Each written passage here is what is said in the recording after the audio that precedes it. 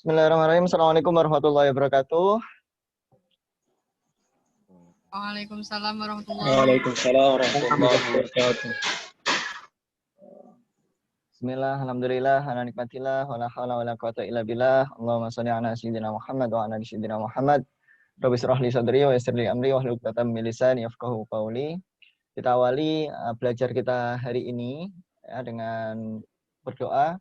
Semoga waktu yang sudah kita luangkan, semoga kuota ya, paket data yang sudah kita investasikan, semoga handphone yang kita gunakan, ya, tempat yang saat ini kita tempati, semuanya Allah berkahi, semuanya menjadi perantara semakin banyak rezeki ke depannya untuk kita semuanya. Kita mulai dengan membaca suratul Fatihah, dipersilahkan.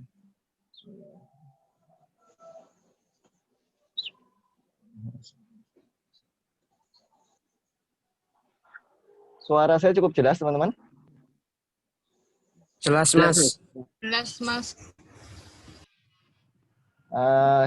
Yang pertama, teman-teman, saya ingatkan lagi untuk teman-teman siapkan catatannya ya. Siap, udah siap. Jadi untuk memastikan teman-teman belajarnya benar gitu ya, belajarnya benar, biar hasilnya nanti benar, teman-teman perlu menyiapkan catatan. Ini kita pastikan ada catatannya, dan itu menjadi bagian dari tugas juga untuk teman-teman. Oke. Kemudian ini gimana kabarnya teman-teman semuanya, sehat ya? Sehat. Alhamdulillah sehat. Alhamdulillah. Oke. Ini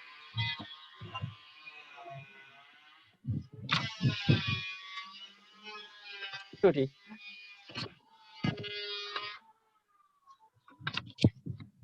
Oke, saya mute lagi. Baik teman-teman, ada yang tahu hari ini kita belajar apa?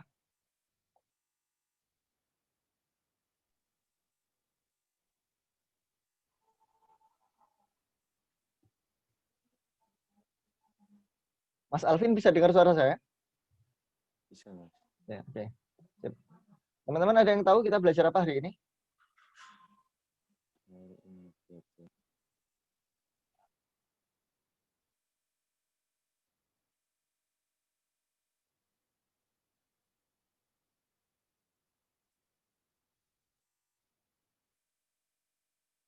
Kita interaktif ya, jadi teman-teman jawab aja gitu. Kalau nggak pas noise banget, ya nggak apa-apa, nggak off mic nggak apa-apa, nggak mute nggak apa-apa. Jadi boleh langsung saling menanggapi, dan lebih baik begitu. Oke. Ada yang tahu kita belajar apa hari ini? Fundamental entrepreneurship. Benar nggak, Mas? Fundamental entrepreneurship ya. Oke. Nah, saya share screen sekarang.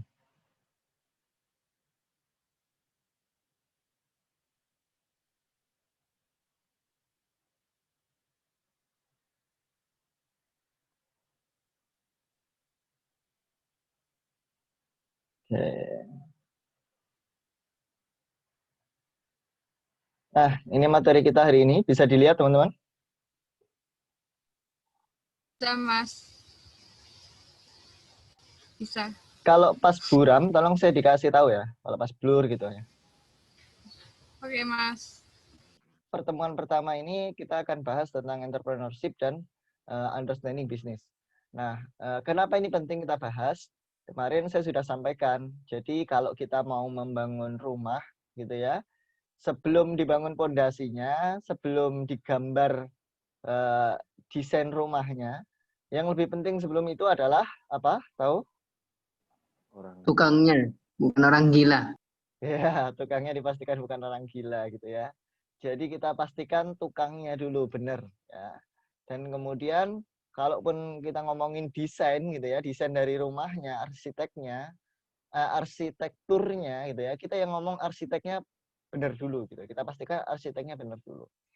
Nah, untuk belajar tentang ini teman-teman, tahapan kita adalah begini. Jadi level belajar kita di pelatihan ini, karena ini adalah pelatihan, maka level belajar kita itu level 3. Nah, level 3 itu apa? Sebelum saya jelaskan, saya coba tanya ke teman-teman. Apa bedanya pelatihan, ya, teman-teman belajar di pelatihan dan teman-teman belajar di sekolah atau di kampus? Apa bedanya? Yang kuliah mungkin ya, ada Mas Deka yang masih kuliah, Mas Samsudin masih kuliah. Ya, boleh sharing apa bedanya pelatihan dan belajar di kampus atau kuliah?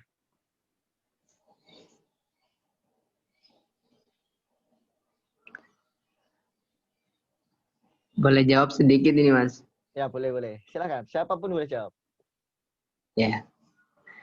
Kalau di sekolah atau kampus, menurut saya semua pelajaran itu diajarkan, Mas. Tapi kalau pelatihan itu kan mengkerucut yang ingin didalemin gitu, Mas. Gitu aja. Jadi mengkerucut ke apa yang mau didalami gitu ya. Kita mendalami Ya. sesuatu berarti begitu. Oke, ada yang lain teman-teman?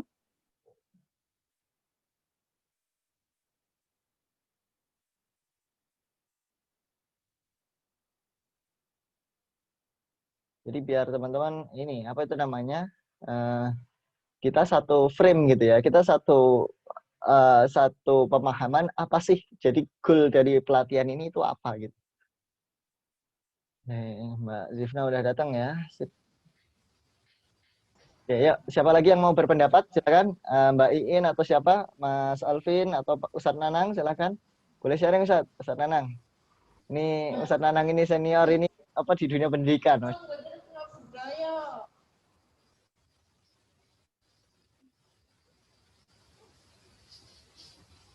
Oke. Selamat datang Mbak Zifna. Jadi kita lagi bahas nih, apa bedanya teman-teman belajar di kampus dengan di pelatihan. Nah, Mbak Zifna barangkali mau sharing juga bedanya apa kira-kira?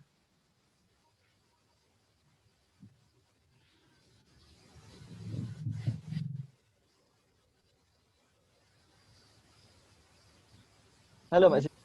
Mana tadi? Nah, ini lagi kerja ini.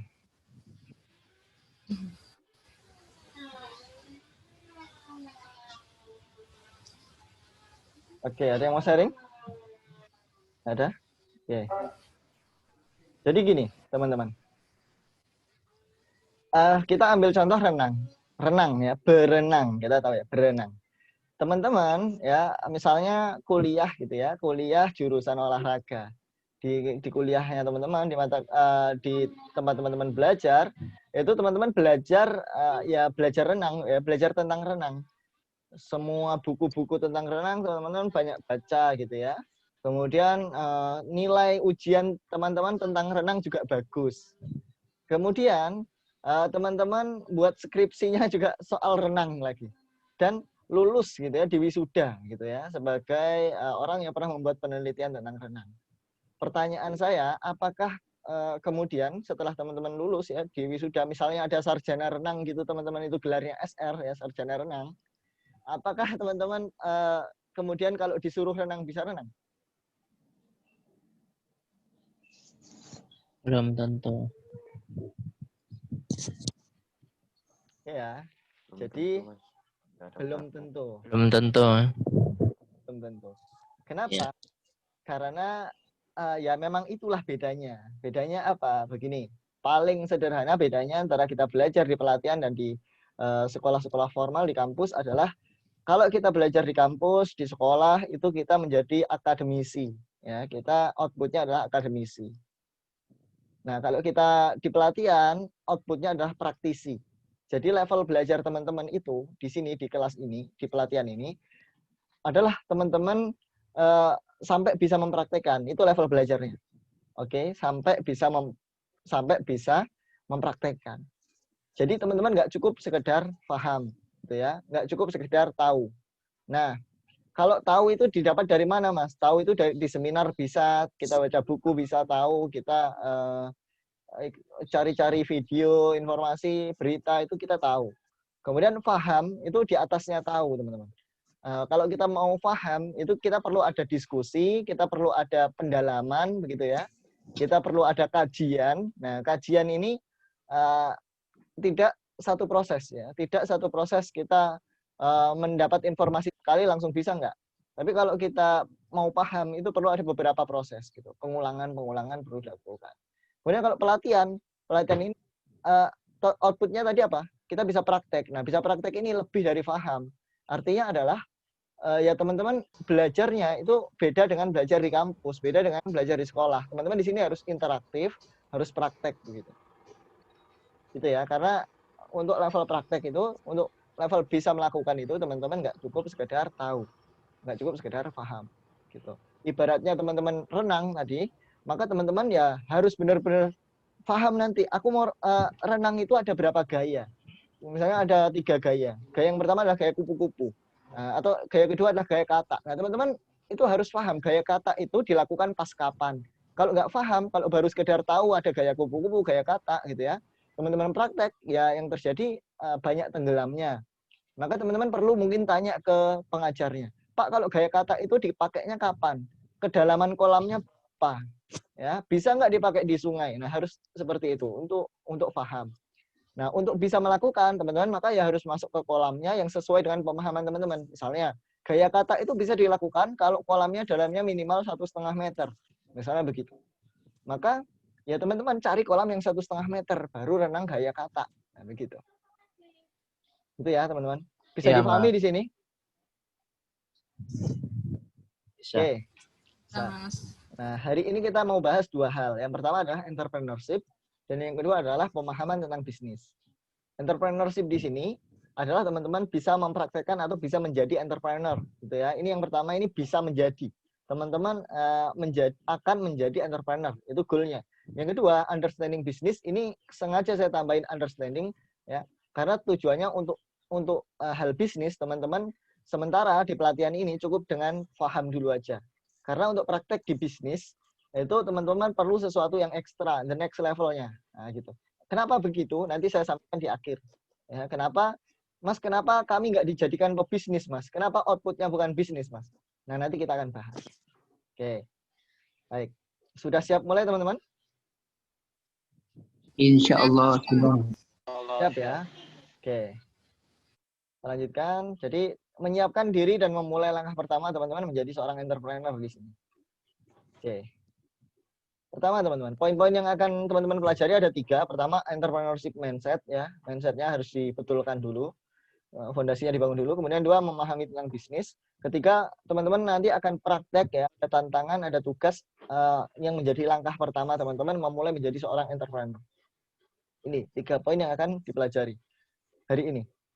Nah, sekarang kita mau kenalan ya, mau mengenal siapa sebenarnya entrepreneur itu. Ada yang mau sharing, teman-teman? Sampai hari ini pemahamannya tentang entrepreneur seperti apa? Siapa itu entrepreneur, teman-teman? Boleh on mic, silahkan.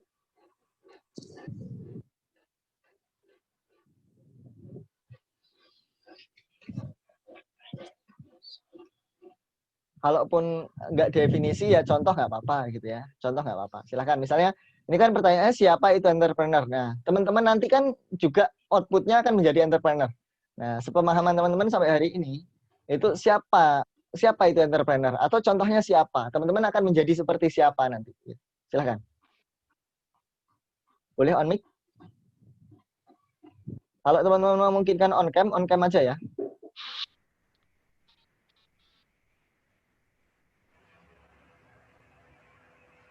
Oke. Kata Mbak Arum, entrepreneur itu pelaku gitu ya, pelaku bisnis. Oke, jadi mulai membangun sampai mengembangkan bisnis. Itu pelakunya adalah entrepreneur gitu ya, pelaku pembangunan dan pengembangan bisnis itu entrepreneur. Oke, sip, mantap Mbak Arum. Yang lain lagi teman-teman. Ayo, sekali lagi saya ingatkan teman-teman, ini kalau memungkinkan on cam, teman-teman on cam aja.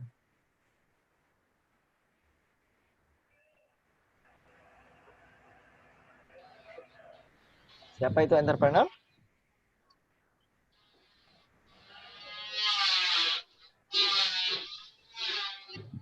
Biar beda gitu loh teman-teman ya, belajar ke apa sesama kita masih muda gitu ya, sama belajar ke dosen-dosen senior gitu ya, biar beda juga belajar di kampus sama di pelatihan, maka ayo interaktif.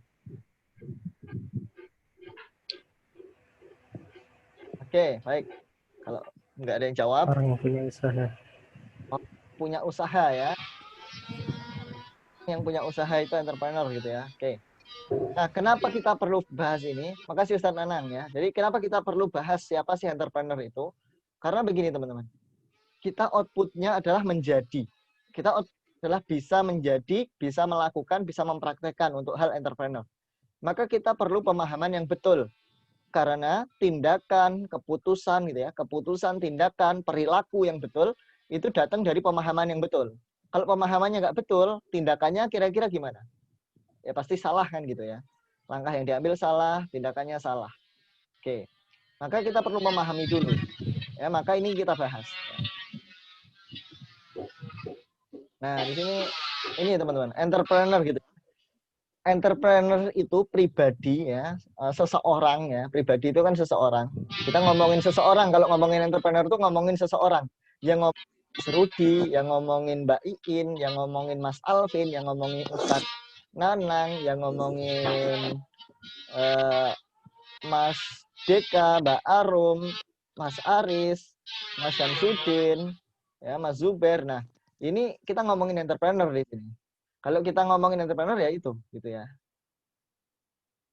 Jadi ngomongin orangnya. Nanti kita jadi tanya, apakah Mas Alvin ini seorang entrepreneur, begitu? Apakah Mbak Iin ini adalah seorang entrepreneur, ya, begitu? Jadi kalau kita ngomongin entrepreneur itu ngomongin pribadi atau perorangan.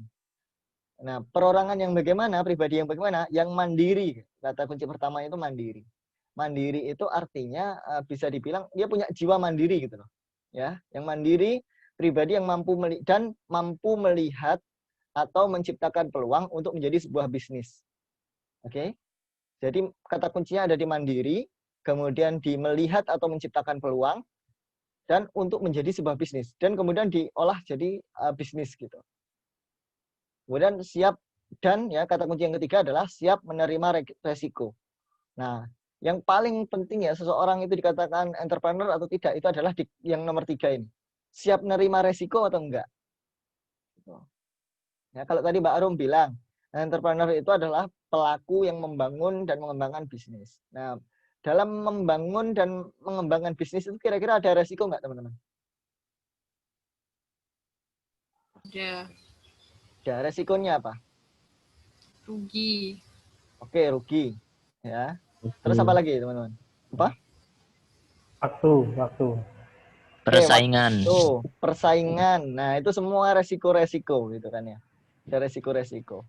Dan resiko ini termasuk resiko mengorbankan satu opportunity cost gitu ya. Opportunity cost itu biaya peluang atau sesuatu yang bisa didapatkan yang didapatkannya ketika dia tidak menjadi entrepreneur. Apa ini? Misalnya ya paling kelihatan adalah mengorbankan yang namanya gaji ya. Saat banyak orang dia memilih untuk nyaman ya, aman dengan menerima gaji tetap misalnya ya. Maka ada orang-orang yang dia mengorbankan itu ya, siap menerima tidak menerima gaji ya, menerima resiko tidak menerima gaji karena dia mau orang entrepreneur. Nah, itulah entrepreneur itu di situ. Jadi dia siap menerima resiko itu. Gitu ya. Jadi Mas, apakah entrepreneur ini selalu pebisnis? Itu kan pertanyaan berikutnya. Apakah entrepreneur ini selalu pebisnis? Bisa jadi enggak. Bisa jadi ada karyawan yang bekerja di sebuah perusahaan yang dia punya jiwa entrepreneur gitu ya, punya jiwa entrepreneur. Bentar. Oh, ada call. Oke. Nah. Bentar. Ada telepon masuk, maaf. Nah, karyawan itu juga ada yang punya jiwa entrepreneur. Kalau beda istilahnya aja. Kalau di luar gitu ya, kalau dia buka usaha sendiri namanya entrepreneur. Kalau dia kerja di perusahaan namanya intrapreneur gitu aja. Itu bedanya itu, sebutannya. Untuk pribadi-pribadi yang mandiri, ya, pribadi yang melihat atau menciptakan peluang, ya, kemudian dia punya bisnis atau siap menerima resiko. Nah, biasanya kalau intrapreneur itu ada di posisi, biasanya ada di posisi ini, apa itu namanya, paling banyak adalah di posisi marketing and sales. Itu posisi paling banyak intrapreneur. Kenapa? Karena posisi itu yang paling tidak nyaman kan untuk karyawan, untuk seorang karyawan begitu. Ya. Kalau posisi lain misalnya admin, bagian admin. Admin ya kerjanya by activity. Nah, by activity. Nah, berbeda dengan apa itu namanya? marketing and sales gitu kan. Marketing dan sales mereka bekerjanya by target. Mereka harus kreatif, mereka harus nyari solusi, mereka harus mandiri gitu ya. Nah, mereka harus menerima resiko. Resiko apa? Resiko ketika nggak nyampe target, mereka income-nya berkurang dari biasanya. Nah, ini namanya entrepreneur gitu ya, intrapreneur. Nah, berikutnya teman-teman, apa bedanya entrepreneur dan entrepreneurship? Tadi entrepreneur kan orangnya tuh. Entrepreneurship ini berarti apa? Teman-teman pernah dengar kan entrepreneurship?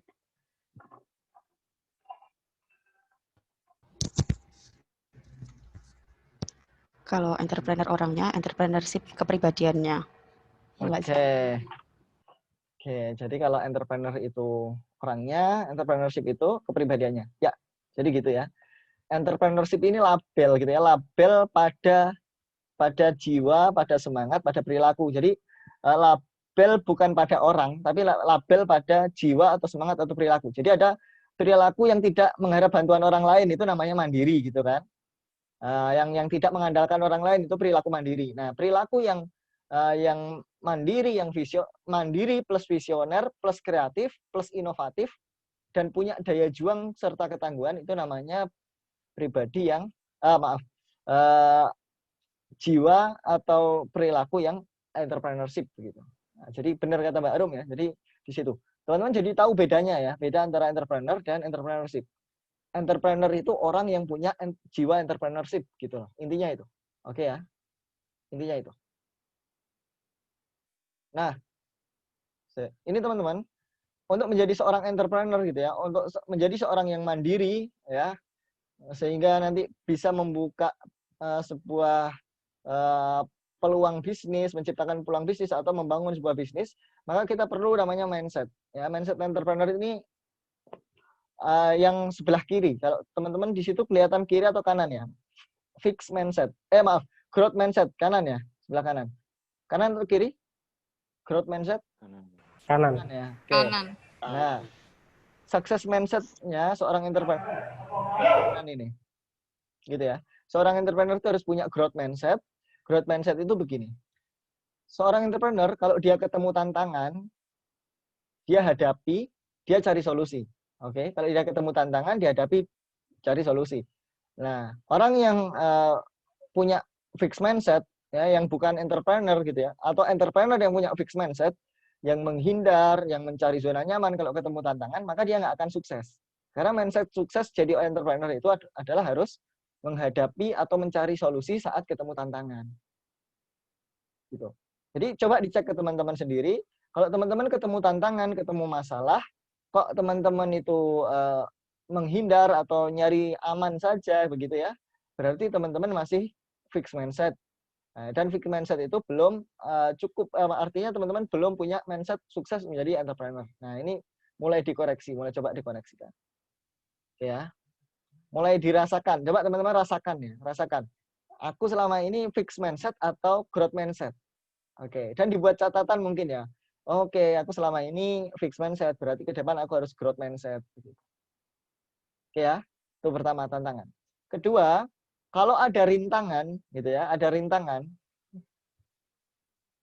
yang growth mindset ya, itu ciri-cirinya adalah bertahan, terus kemudian dia menjadi rintangan itu menjadi bagian dari usahanya dia. Jadi dia nggak berhenti, tapi dia tetap terus bertahan sebentar dan kemudian dia usaha lagi, gitu. Jadi ini menjadi bagian dari menghadapi tantangan tadi. Tantangan dan rintangan apa bedanya? Kalau tantangan itu besar gitu ya, kalau rintangan ini mungkin kecil-kecil gitu. Kalau di dunia bisnis, tantangan itu pandemi ini pandemi sekarang ini tantangan gitu ya. Kalau rintangan itu apa ya? Kompetitor itu rintangan, ya. Supplier yang mandek gitu itu apa itu namanya rintangan. Kemudian apa lagi? Karyawan yang misalnya mohon maaf ada karyawan yang ini kan ada ya di perusahaan-perusahaan Indomaret atau apa sering saya dengar juga ya.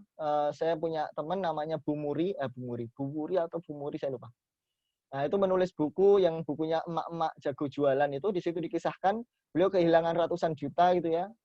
Karena karyawannya ya nyuri gitu. Nah, nyuri itu karyawan yang nyuri itu adalah rintangan. Nah, gitu kalau entrepreneur, kalau dia punya growth mindset, ya mindset untuk sukses, dia akan ya tetap bertahan gitu.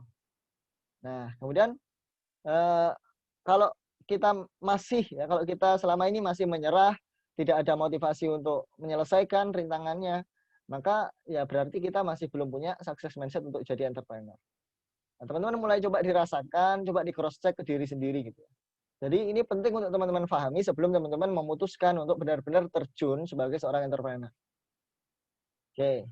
Yang ketiga, teman-teman, dalam hal usaha ya, dalam hal berusaha, seorang entrepreneur yang punya growth mindset, mereka itu melakukan, ya, tidak sekedar memikirkan saja, tidak sekedar berencana saja, tapi mereka actionkan itu.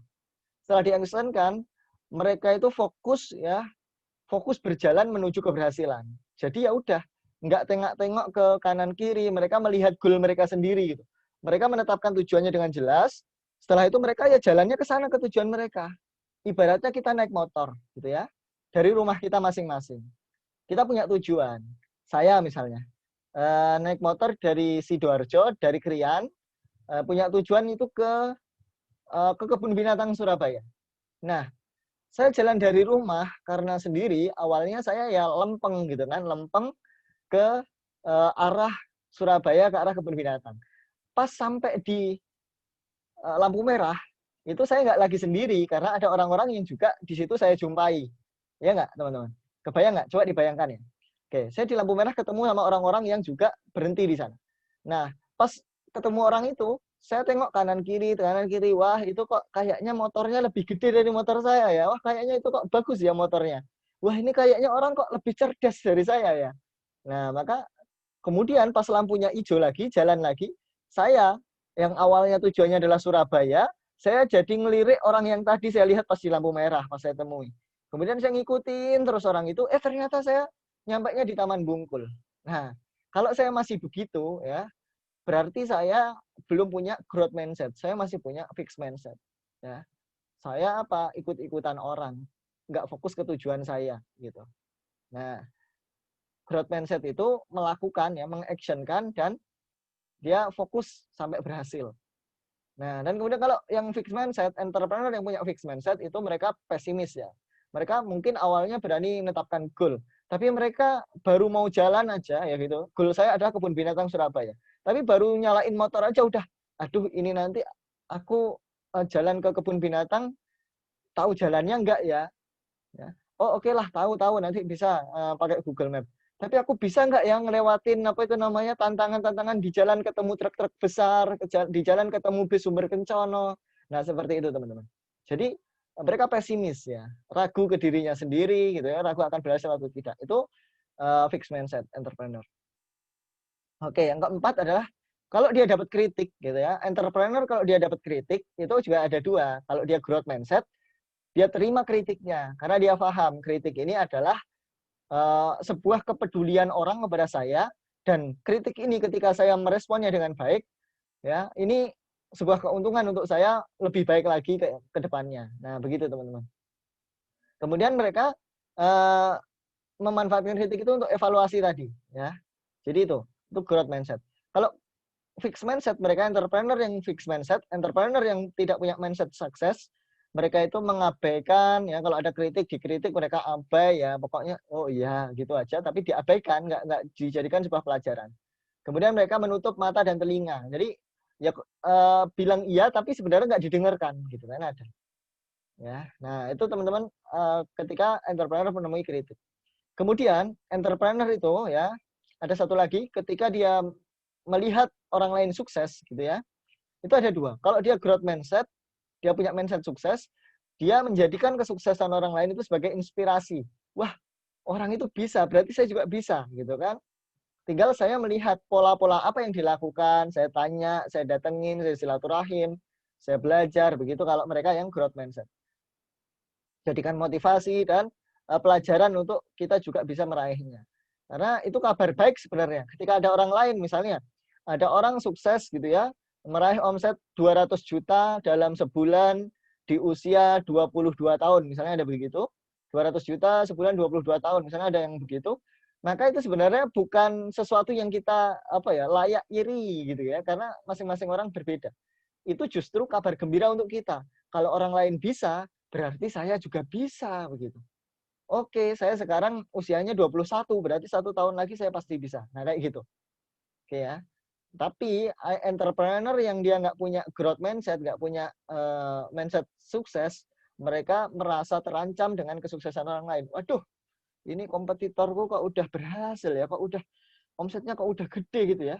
Waduh, ini kompetitorku kok udah omsetnya udah tercapai targetnya. Nah, itu cuma sekadar seperti itu ya, yang fixed mindset itu akhirnya mereka juga tidak mendapatkan manfaat dari kesuksesan orang lain, dan itu tidak membawa mereka pada kesuksesan mereka sendiri. Oke, di sini coba dirasakan, coba teman-teman ingat-ingat ke dirinya sendiri, mana yang perlu diperbaiki, mana yang perlu dipasang diri teman-teman. Ya, coba 5 ini di checklist teman-teman selama ini bagaimana. Oke, ada yang mau sharing atau ditanyakan sampai di sini teman-teman?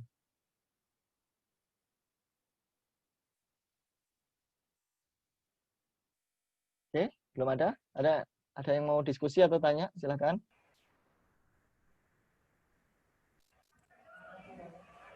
Tanya Mas, tanya. Silakan.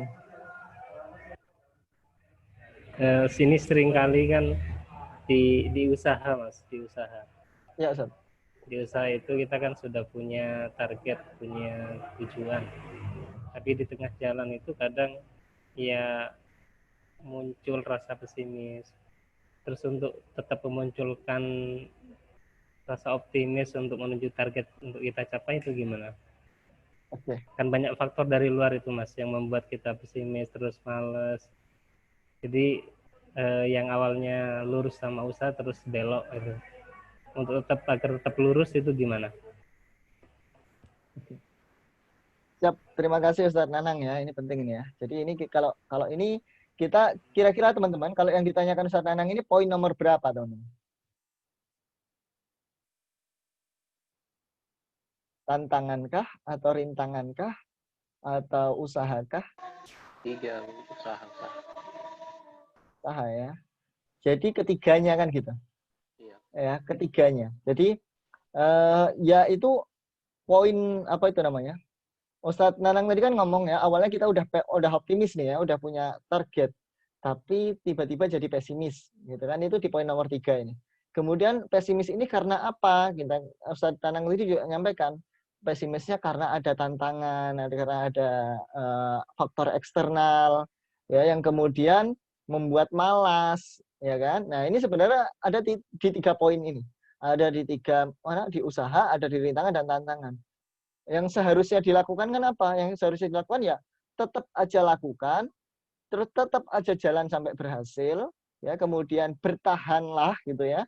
Kalau ada kesulitan-kesulitan, faktor-faktor eksternal yang menghadang, mengganggu fokus gitu ya, tetap bertahan aja di situ. Misalnya ada orang-orang yang kalau bisnis, kalau buka usaha sendiri nanti gak makan gimana, ada begitu misalnya ya. Mending gajian begitu misalnya, ada begitu misalnya. Nah, itu saya alami sih, Waktu saya awal-awal resign itu istri saya begitu. Tapi saya Saya bertahan aja, udah. Yakin aja gitu kan. Yakin aja. Nah, ketika saya ngomong yakin, saya ikuti dengan tindakan. Tindakan apa? Melakukan, tetap terus berjalan. Sampai akhirnya teman-teman, goal kita itu kita capai. Nah, hadapi dan cari solusi kalau ada masalah-masalah. Gini, tipsnya begini tipsnya. Tipsnya adalah ketika kita punya goal gitu ya. Saya share screen pakai ini ya, pakai board papan ya. Gini. Nah, ini teman-teman penting untuk catat juga. Ini baratnya kita ada di sini. Oke, kita ada di sini. Oke. Kemudian kita punya goal di sini misalnya. Ya, goal. Ini goal. Nah, maka misalnya goal di sini anggaplah ini angka gitu ya. Angka berpenghasilan 20 juta ya, anggaplah 20 juta per bulan dari bisnis. Oke?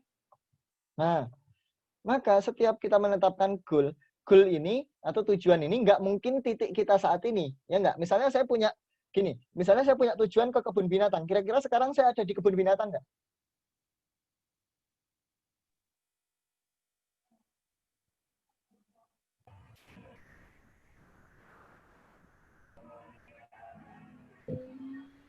Halo? Dengar nggak suara saya?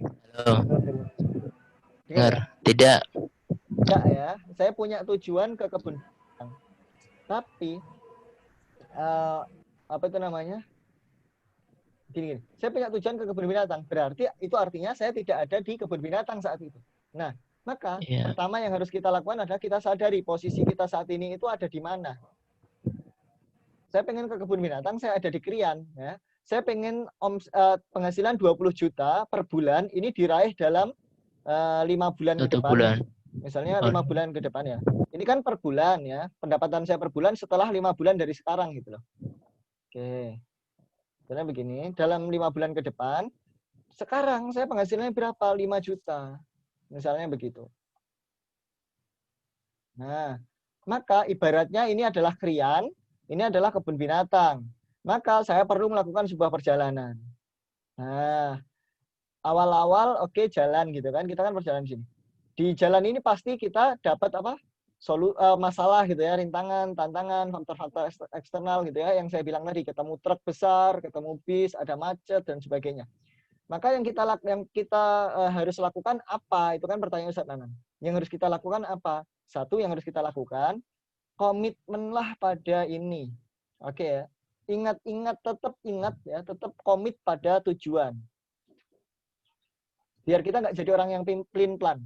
Kita itu harus komitmen, nggak boleh pelin-plan. Ya, kita itu boleh fleksibel, nggak boleh pelin-plan. Maaf, salah. Oke? Ini kata kuncinya. Komitmen pada goal. Boleh fleksibel, nggak boleh pelin-plan. Artinya apa? Jangan terus ini dirubah. Ya udahlah, aku nggak jadi ke kebun binatang. Ya udahlah, aku nggak jadi punya target 20 juta. Aku targetnya 5.100.000 aja. Nah, itu namanya pelin-plan. Oke ya. Tapi apa? Ini tetap gitu ya, ini biarkan, kalaupun di sini ada rintangan, teman-teman cari jalan lain gitu. Agak panjang begini nggak apa-apa, harusnya lurus kan. Ini jadi agak belok begini nggak apa-apa. Nanti teman-teman akan on the track lagi. Yang penting teman-teman tetap jalan, akan on the track lagi. Kalaupun nanti teman-teman nanti di sini akan belok lagi begini, kira-kira gimana? Boleh nggak teman-teman harus belok begini?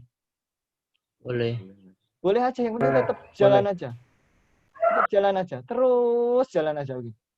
Terus jalan aja. Nah, sampai teman-teman nyampe di sini. Mungkin yang ketika teman-teman fleksibel ya, ketika teman-teman fleksibel, merubah cara bukan merubah bukan merubah goal, maka teman-teman mungkin ini aja yang jadi nggak tepat. Ininya tetap kecapai, 5 bulannya aja yang nggak kecapai. Mungkin teman-teman ya harusnya perkiraannya 5 bulan, 5 bulan ini jadi 1 tahun, mungkin begitu. Dan itu nggak apa-apa gitu. Karena apa? Proses perjalanan kita ini adalah proses pembelajaran kita. Kita kan awalnya menetapkan di sini ya, kita masih di sini di angka 5 juta ini. Kita baru berencana. Oke, kita baru punya goal, kemudian setelah punya goal kita menetapkan rencana. Rencana saya untuk mencapai 20 juta adalah melakukan A, B, C, D, E. A, B, C, D, E ini udah terbukti belum bisa menghasilkan 20 juta?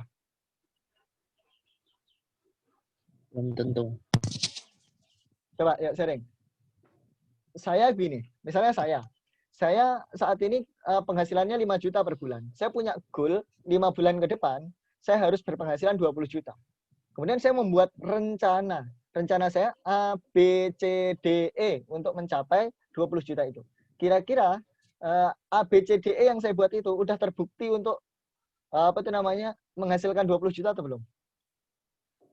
Belum, karena itu baru rencana. Betul. Belum karena itu baru rencana. Rencana. Oke ya. Tapi boleh nggak saya buat rencana kayak gitu? Boleh. Boleh. Dan untuk mencapai komitmen atau goal tadi. Betul ya. Jadi buat rencananya, setelah itu jalankan ke sana. Ketika ketika kita jalan ke sana teman-teman, kita akan tahu A, B, C, D, E. Oh ternyata B ini nggak bisa dilakukan. B ini macet. Oke, saya tambah opsi F. Nah gitu teman-teman. Atau bahkan misalnya teman-teman A, B, C, D, E, A, B, C, D nggak kerja. Yang kerja cuma E aja. Iya. E aja. Ya. Maka ya udah jalan dengan cara E aja. Begitu. Yang penting apa teman-teman? Terus berjalan. Itu yang dilakukan Ustaz Nanan. Jadi tetap goalnya itu harus dipertahankan, rubah caranya. Rubah caranya. Cara yang perubahan itu didapat dari mana? Dari ya belajar kita, hambatan kita apa, kesulitan kita apa, tantangan kita apa, kita cari solusinya. Gitu. Kira-kira kebayang nggak teman-teman? Bayang. Terima kasih. Mas. Bayang. Ya, sama-sama. Oke, saya Bayang, kasih Mas. satu lagi studi kasus real ya. Saya teman-teman punya target penghasilan, punya target omset di Kaukah itu 200 juta sebulan. Saya screen dulu. Saya punya target 200 juta sebulan. Saya memulai target itu 2019 awal. Oke ya, 2019 awal. Oh maaf salah. Saya memulai target itu setelah saya belajar dari Pak Agus 2019 bulan Agustus, bulan September. Agustus akhir, jadi mulai September itu saya mulai berproses. Target saya 200 juta per bulan. Apakah itu langsung tercapai? Enggak. Tercapainya kapan? Tercapainya 4 bulan kemudian. Januari 2020. Nah, gitu teman-teman. Jadi, apa itu namanya? 4 bulan itu, ya saya masih berusaha mencari pola A, B, C, D, E saya lakukan. Ternyata A nggak pakai, saya ganti dengan opsi F. Opsi F nggak kepakai lagi, saya ganti dengan opsi E lagi. Maka kalau teman-teman melihat ya teman-teman yang mungkin ada di Kaukah ya, di dalam Masdeka gitu ya, ada di Istana Kaukah, melihat banyak sekali perubahan-perubahan, strategi-strategi yang dilakukan. Untuk apa? Mencapai omset itu. Gitu. Jadi gitu ya teman-teman, kebayang ya? Ya, kebayang. Sip. Oke. Nah, Mas Alvin ini juga nih, Mas Alvin alhamdulillah ya. Jadi bulan pertama Mas Alvin belum begitu menghasilkan di Kaukah. Bulan kedua omsetnya Masya Allah, penjualannya mulai banyak. Bulan ketiga banyak juga. Jadi teman-teman fokusnya di solusi. Cari cara untuk nyampe ke solusi. Oke, ini clear. Saya lanjutkan.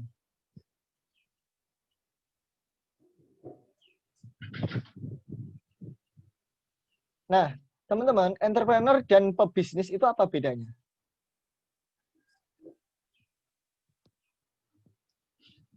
Teman-teman bisa sedia minum ya, barangkali teman-teman siang-siang begini berat gitu ya, haus, duduk, konsentrasi, ada ngantuk-ngantuk bisa minum. Panas. Wajah panas gitu ya, sedia es nutrisari gitu ya. Oke, silahkan teman-teman, apa bedanya entrepreneur dan bisnis?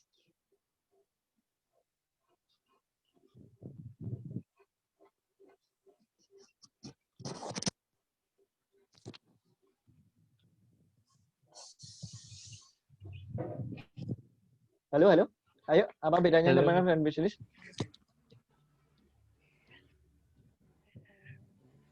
Oke, saya bantu clue-nya. Apakah setiap entrepreneur adalah pebisnis? Bukan. Yang lain? Bukan ya. Jadi tidak semua entrepreneur itu jadi pebisnis. Apa setiap pebisnis adalah entrepreneur? Iya.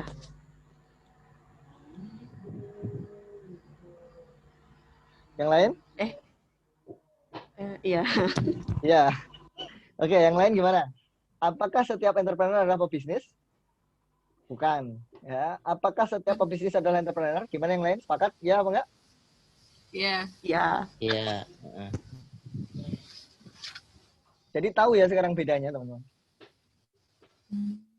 Bahwa kalaupun kita punya jiwa entrepreneur, belum tentu kita jadi pebisnis juga gitu. Bisa jadi kita kerja di tempat orang.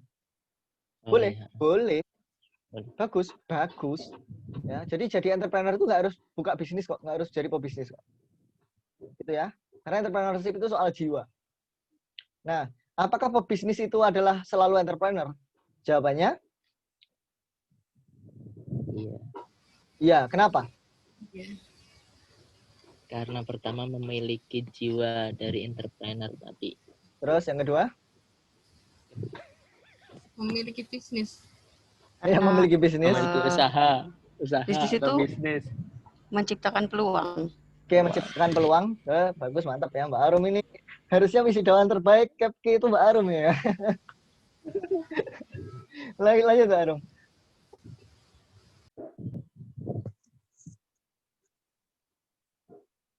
Apa teman-teman? Selain kenapa pebisnis itu selalu entrepreneur?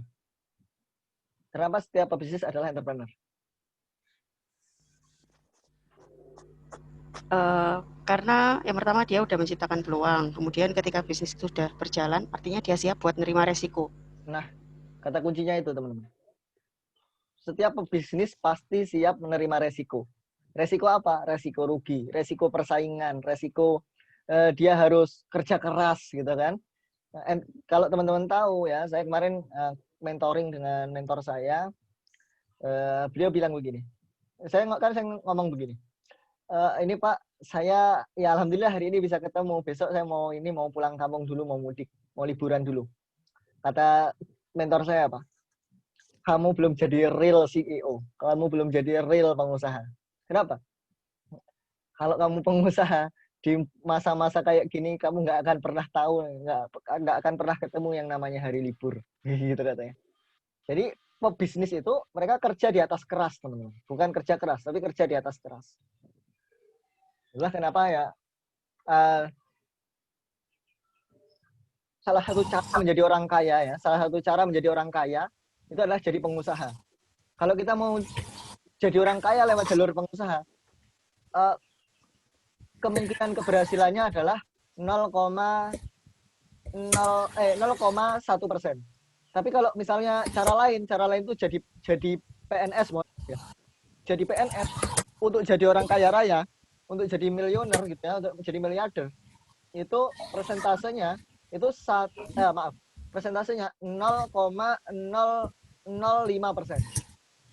Itu saya dapat dari bukunya Pak Mardi Guwawi. Ya. Usaha itu kerja di atas keras. Ya. Ini siapa ya yang noise? Saya mute dulu ya.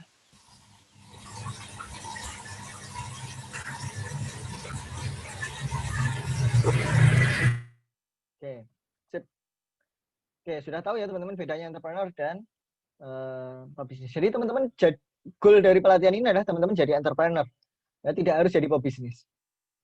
Jadi entrepreneur itu udah cukup kok teman-teman. Udah bagus banget untuk saat ini. Indonesia butuh entrepreneur apa pebisnis? Entrepreneur dan pebisnis kalau bisa. Itu keduanya lah. Minimal. Tapi yang bisnisnya nggak ada. Coba yang digaung-gaungkan. Coba yang digaung-gaungkan apa? Entrepreneur apa pebisnis? Entrepreneur, Mas. Makanya di mana-mana seminar entrepreneurship, seminar mencetak entrepreneur. Di mana-mana ada kampus. Yeah. Kenapa? Karena yang penting entrepreneurnya. Banyak pebisnis nggak punya jiwa entrepreneur gimana? Ada nggak pebisnis yang nggak punya jiwa entrepreneur? Ini pertanyaan berikutnya. Ada nggak pebisnis yang ini pertanyaan dua tadi belum clear lah sebenarnya. Jadi ada nggak pebisnis yang nggak punya jiwa entrepreneur? Ini biar teman-teman pemahamannya betul dulu ya, ke depannya betul. Oke, ada nggak pebisnis yang nggak punya jiwa entrepreneur?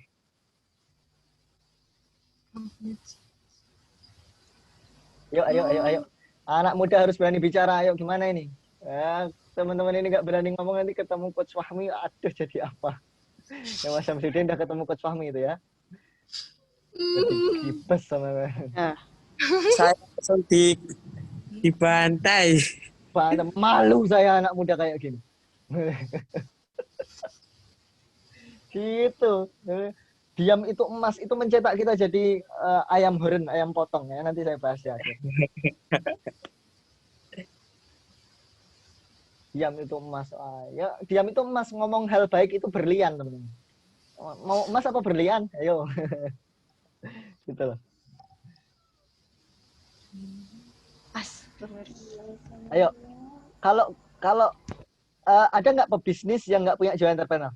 Saya hitung sampai 5, teman-teman jawab ya. 1, 2, 3, 4, 5. Ya. Ada, Mas. Ada. Awalnya. Ada awalnya. Akhirnya. Awalnya nggak ada. Tapi setelah dilewati, tumbuh-tumbuh sendiri, Mas. Ya, tumbuh sambil belajar.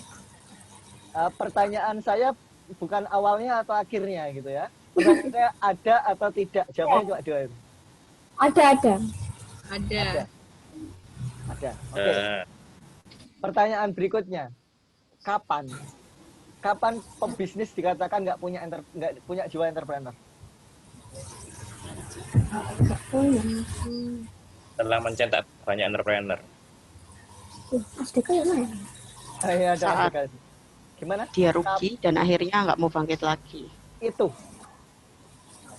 Ya, itu. Jadi ada pebisnis yang nggak punya jiwa entrepreneur. Mereka investasi, mereka gelontorkan modal, buka bisnis, bisnisnya bangkrut, mereka udah nggak mau bisnis lagi. Gak mau aku bisnis kayak gini, aduh, ribet, mending aku balik lagi jadi karyawan. Nah, ada nggak kayak gitu? Ya, teman-teman. Ya. Jadi entrepreneur itu jiwa yang pantang menyerah juga. Makanya saya tulis tadi apa? Punya daya juang. Oke? Punya daya juang. Tip teman-teman. Jadi tahu ya apa yang harus dimiliki oleh teman-teman? Bentar.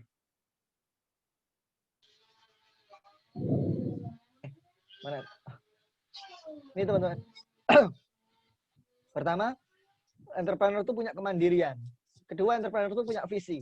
Kalau pebisnis dia nggak visioner gitu ya, sama sekali dia nggak berani membayangkan masa depan, maunya ya udahlah, oke, bulan depan 20 juta aja lagi nggak apa-apa. Ya udahlah, bulan depan 20 juta lagi aja nggak apa-apa, wes, udah aman kok. Nah, itu namanya nggak visioner. Ya. Ya udah kita dijajah nggak apa-apa kok. Gitu kan. Indonesia udah diberikan fasilitas pendidikan sama Belanda, udah nggak usah merdeka nggak apa-apa. Itu namanya nggak visioner. Ya. Kemudian kreativitas ya, pebisnis itu, entrepreneur itu punya kreativitas. Kemudian entrepreneur itu juga inovatif ya. Dan daya juang serta ketangguhan. Kata kuncinya itu ketangguhan dan daya juang juga. Gitu, oke, lanjutkan. Berikutnya teman-teman. Oke, ini teman-teman penting untuk paham ya. Jangan ngomong begini, I am entrepreneur gitu ya. Ternyata apa? Ketemu masalah dikit, nyerah. Ketemu tantangan dikit, udah pulang gitu ya. Nah, itu mungkin pebisnis tapi bukan entrepreneur. Nah, dan pelatihan ini mencetak teman-teman jadi pebisnis. Jadi entrepreneur bukan pebisnis. Apa bedanya entrepreneur dan pebisnis? Kita bahas di belakang. Lebih dalam lagi. Nah, di sini teman-teman, understanding business. Apa itu bisnis? Kemudian kita bahas ini juga nanti. Nah, teman-teman, menurut teman-teman, bisnis itu apa sih?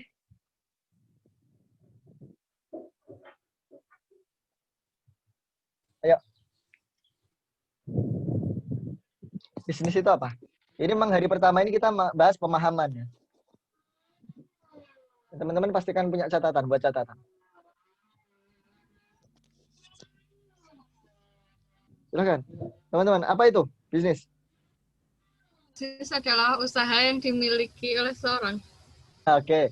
Bisnis itu usaha yang dimiliki seseorang. Oke, benar juga ya. Oke, boleh. Peluang yang menghasilkan profit. Peluang yang menghasilkan profit. Usaha yang menghasilkan profit. Oke. Ya, usaha menghasilkan profit ya. Oke.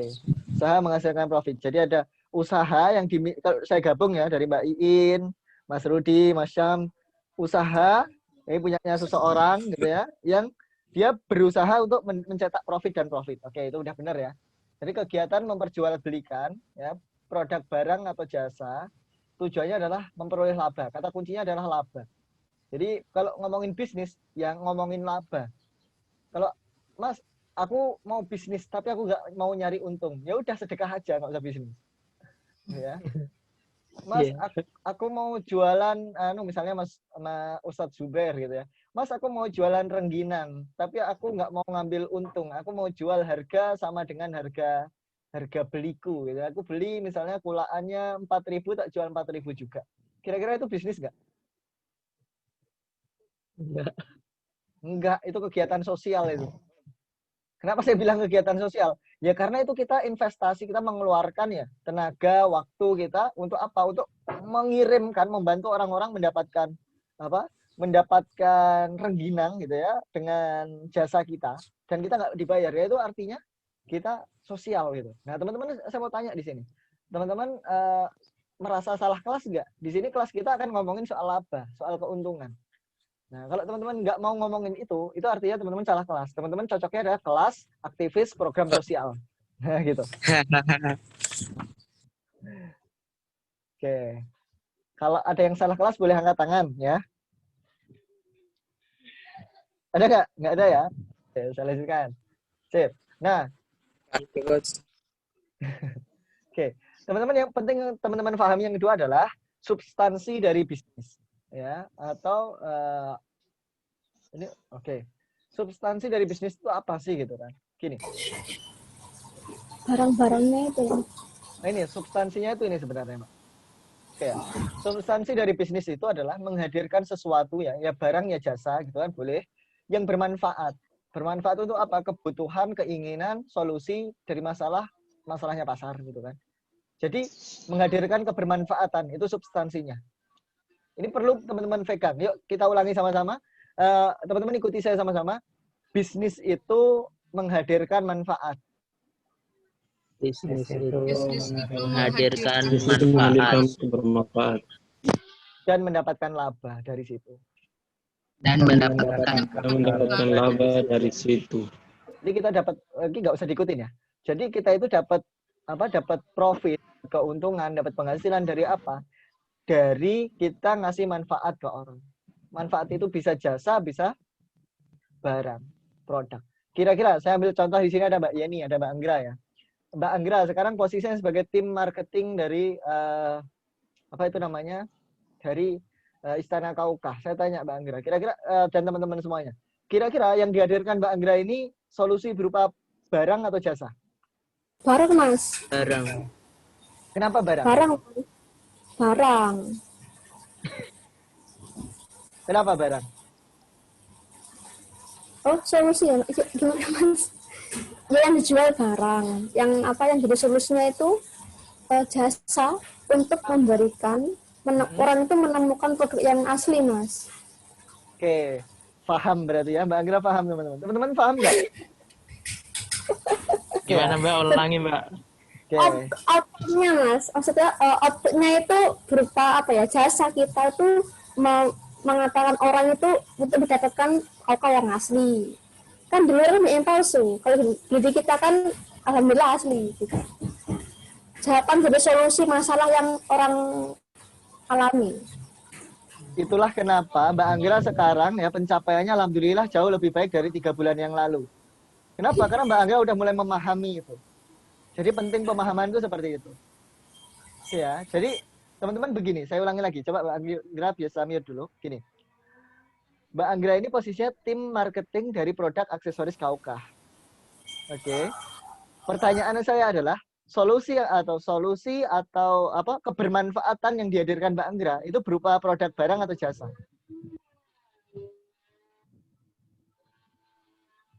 Saya tanya ke teman-teman lagi. Barang dan jasa. Barang Jasa. Jasa. Yang benar, yang tepat adalah jasa. Kenapa?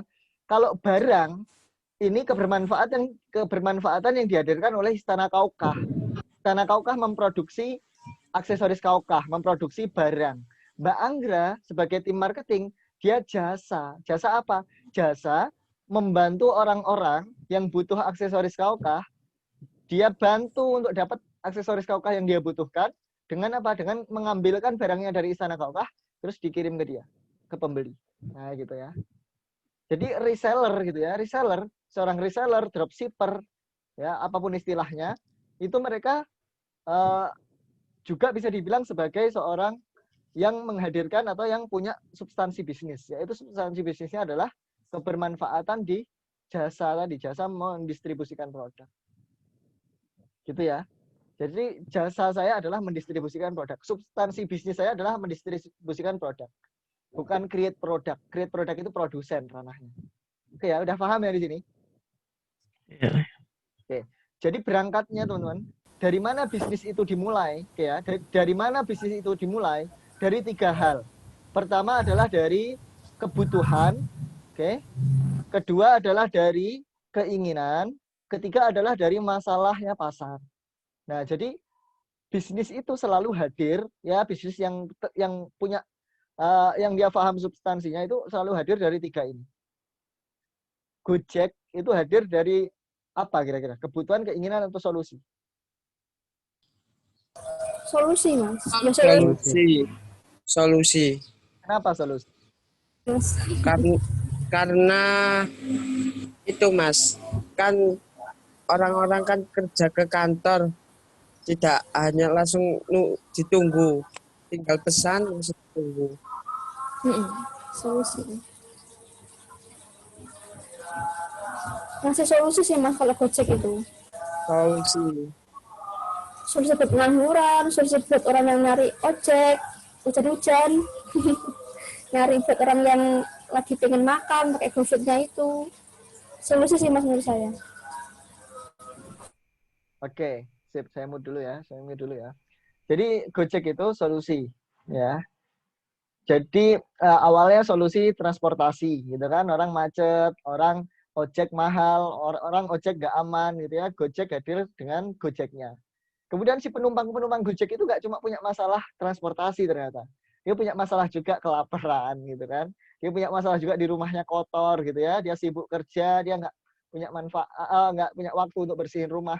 Gojek hadir GoClean, Gojek hadir GoFood. Nah, kayak gitu-gitu teman-teman.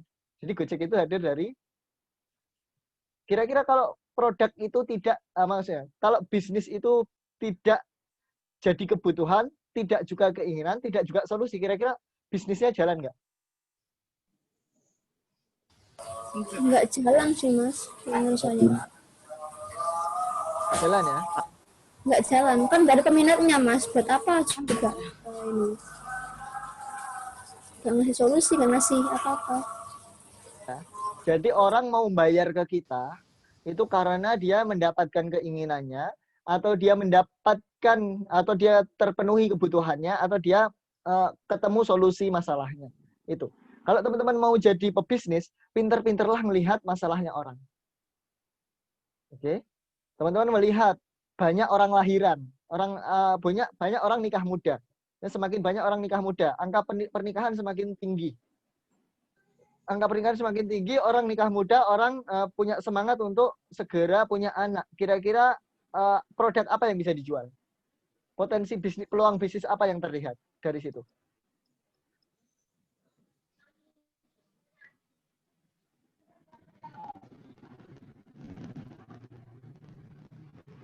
Kedengaran nggak suara saya tadi?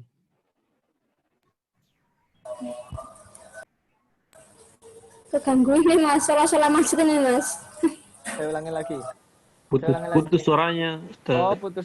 Baik, saya ulangi lagi, gini. Bisa di dulu teman-teman yang lain. Saya mau dulu ya. Oke. Gini. Sekarang ya, misalnya gini, kita melihat sekarang, kita mendengar sekarang banyak orang bersemangat nikah muda. Karena orang bersemangat nikah muda, angka pernikahannya meningkat. Ya, angka pernikahannya semakin banyak setiap tahun. Karena orang nikah sejak masih muda, mereka bersemangat untuk punya anak, segera punya anak mumpung masih muda. Nah, dari situ, dari satu narasi itu, teman-teman, kira-kira bisa menghadirkan bisnis apa?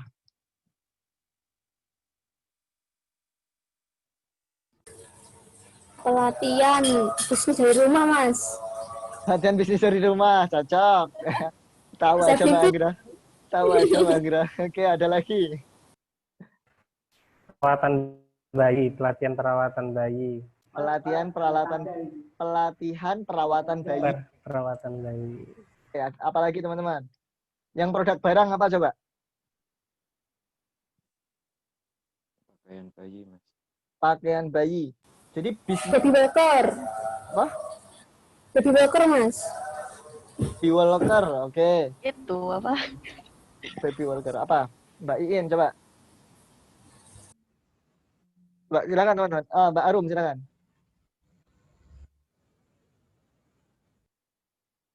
Apa Kak? Itu loh Kak. Buah.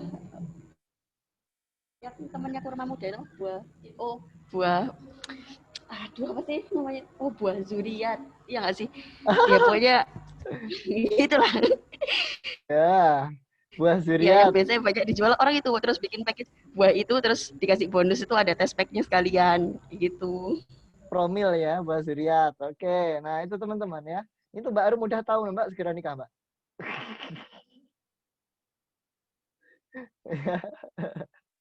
Oke, teman-teman. Nah, ini penting untuk teman-teman pahami. Jadi biar teman-teman terlatih gitu ya. Terlatih untuk apa? Untuk teman-teman paham. Setelah paham, teman-teman kalau mau nyari ide bisnis, ngerti kan? Gitu ya. Jadi ngerti bisa melakukan. Oke. Berikutnya saya lanjutkan teman-teman ke pentahapan bisnis ya. Oke, saya lihat jamnya dulu. Pentahapan bisnis itu ada 3 teman-teman. Nah, ini kalau bisnis itu ada 3 tahapannya. Pertama starting, kedua itu running, ketiga itu growing. Memang bisnis itu ribet teman-teman. Ya, kita kalau ngomongin bisnis itu nggak cukup jualan, nggak cukup jualan itu ya. Bisnis itu nggak cukup jualan. Bisnis itu. Makanya saya tadi bilang apa? Teman-teman, penting punya jiwa entrepreneur. Semua harus punya jiwa entrepreneur. Tapi nggak harus semua jadi pebisnis. Karena pebisnis itu harus siap dengan ini. Starting, running, growing. Ya. Starting itu apa? Starting itu begini. Kita melihat masalah, kita melihat keinginan, kita melihat kebutuhan.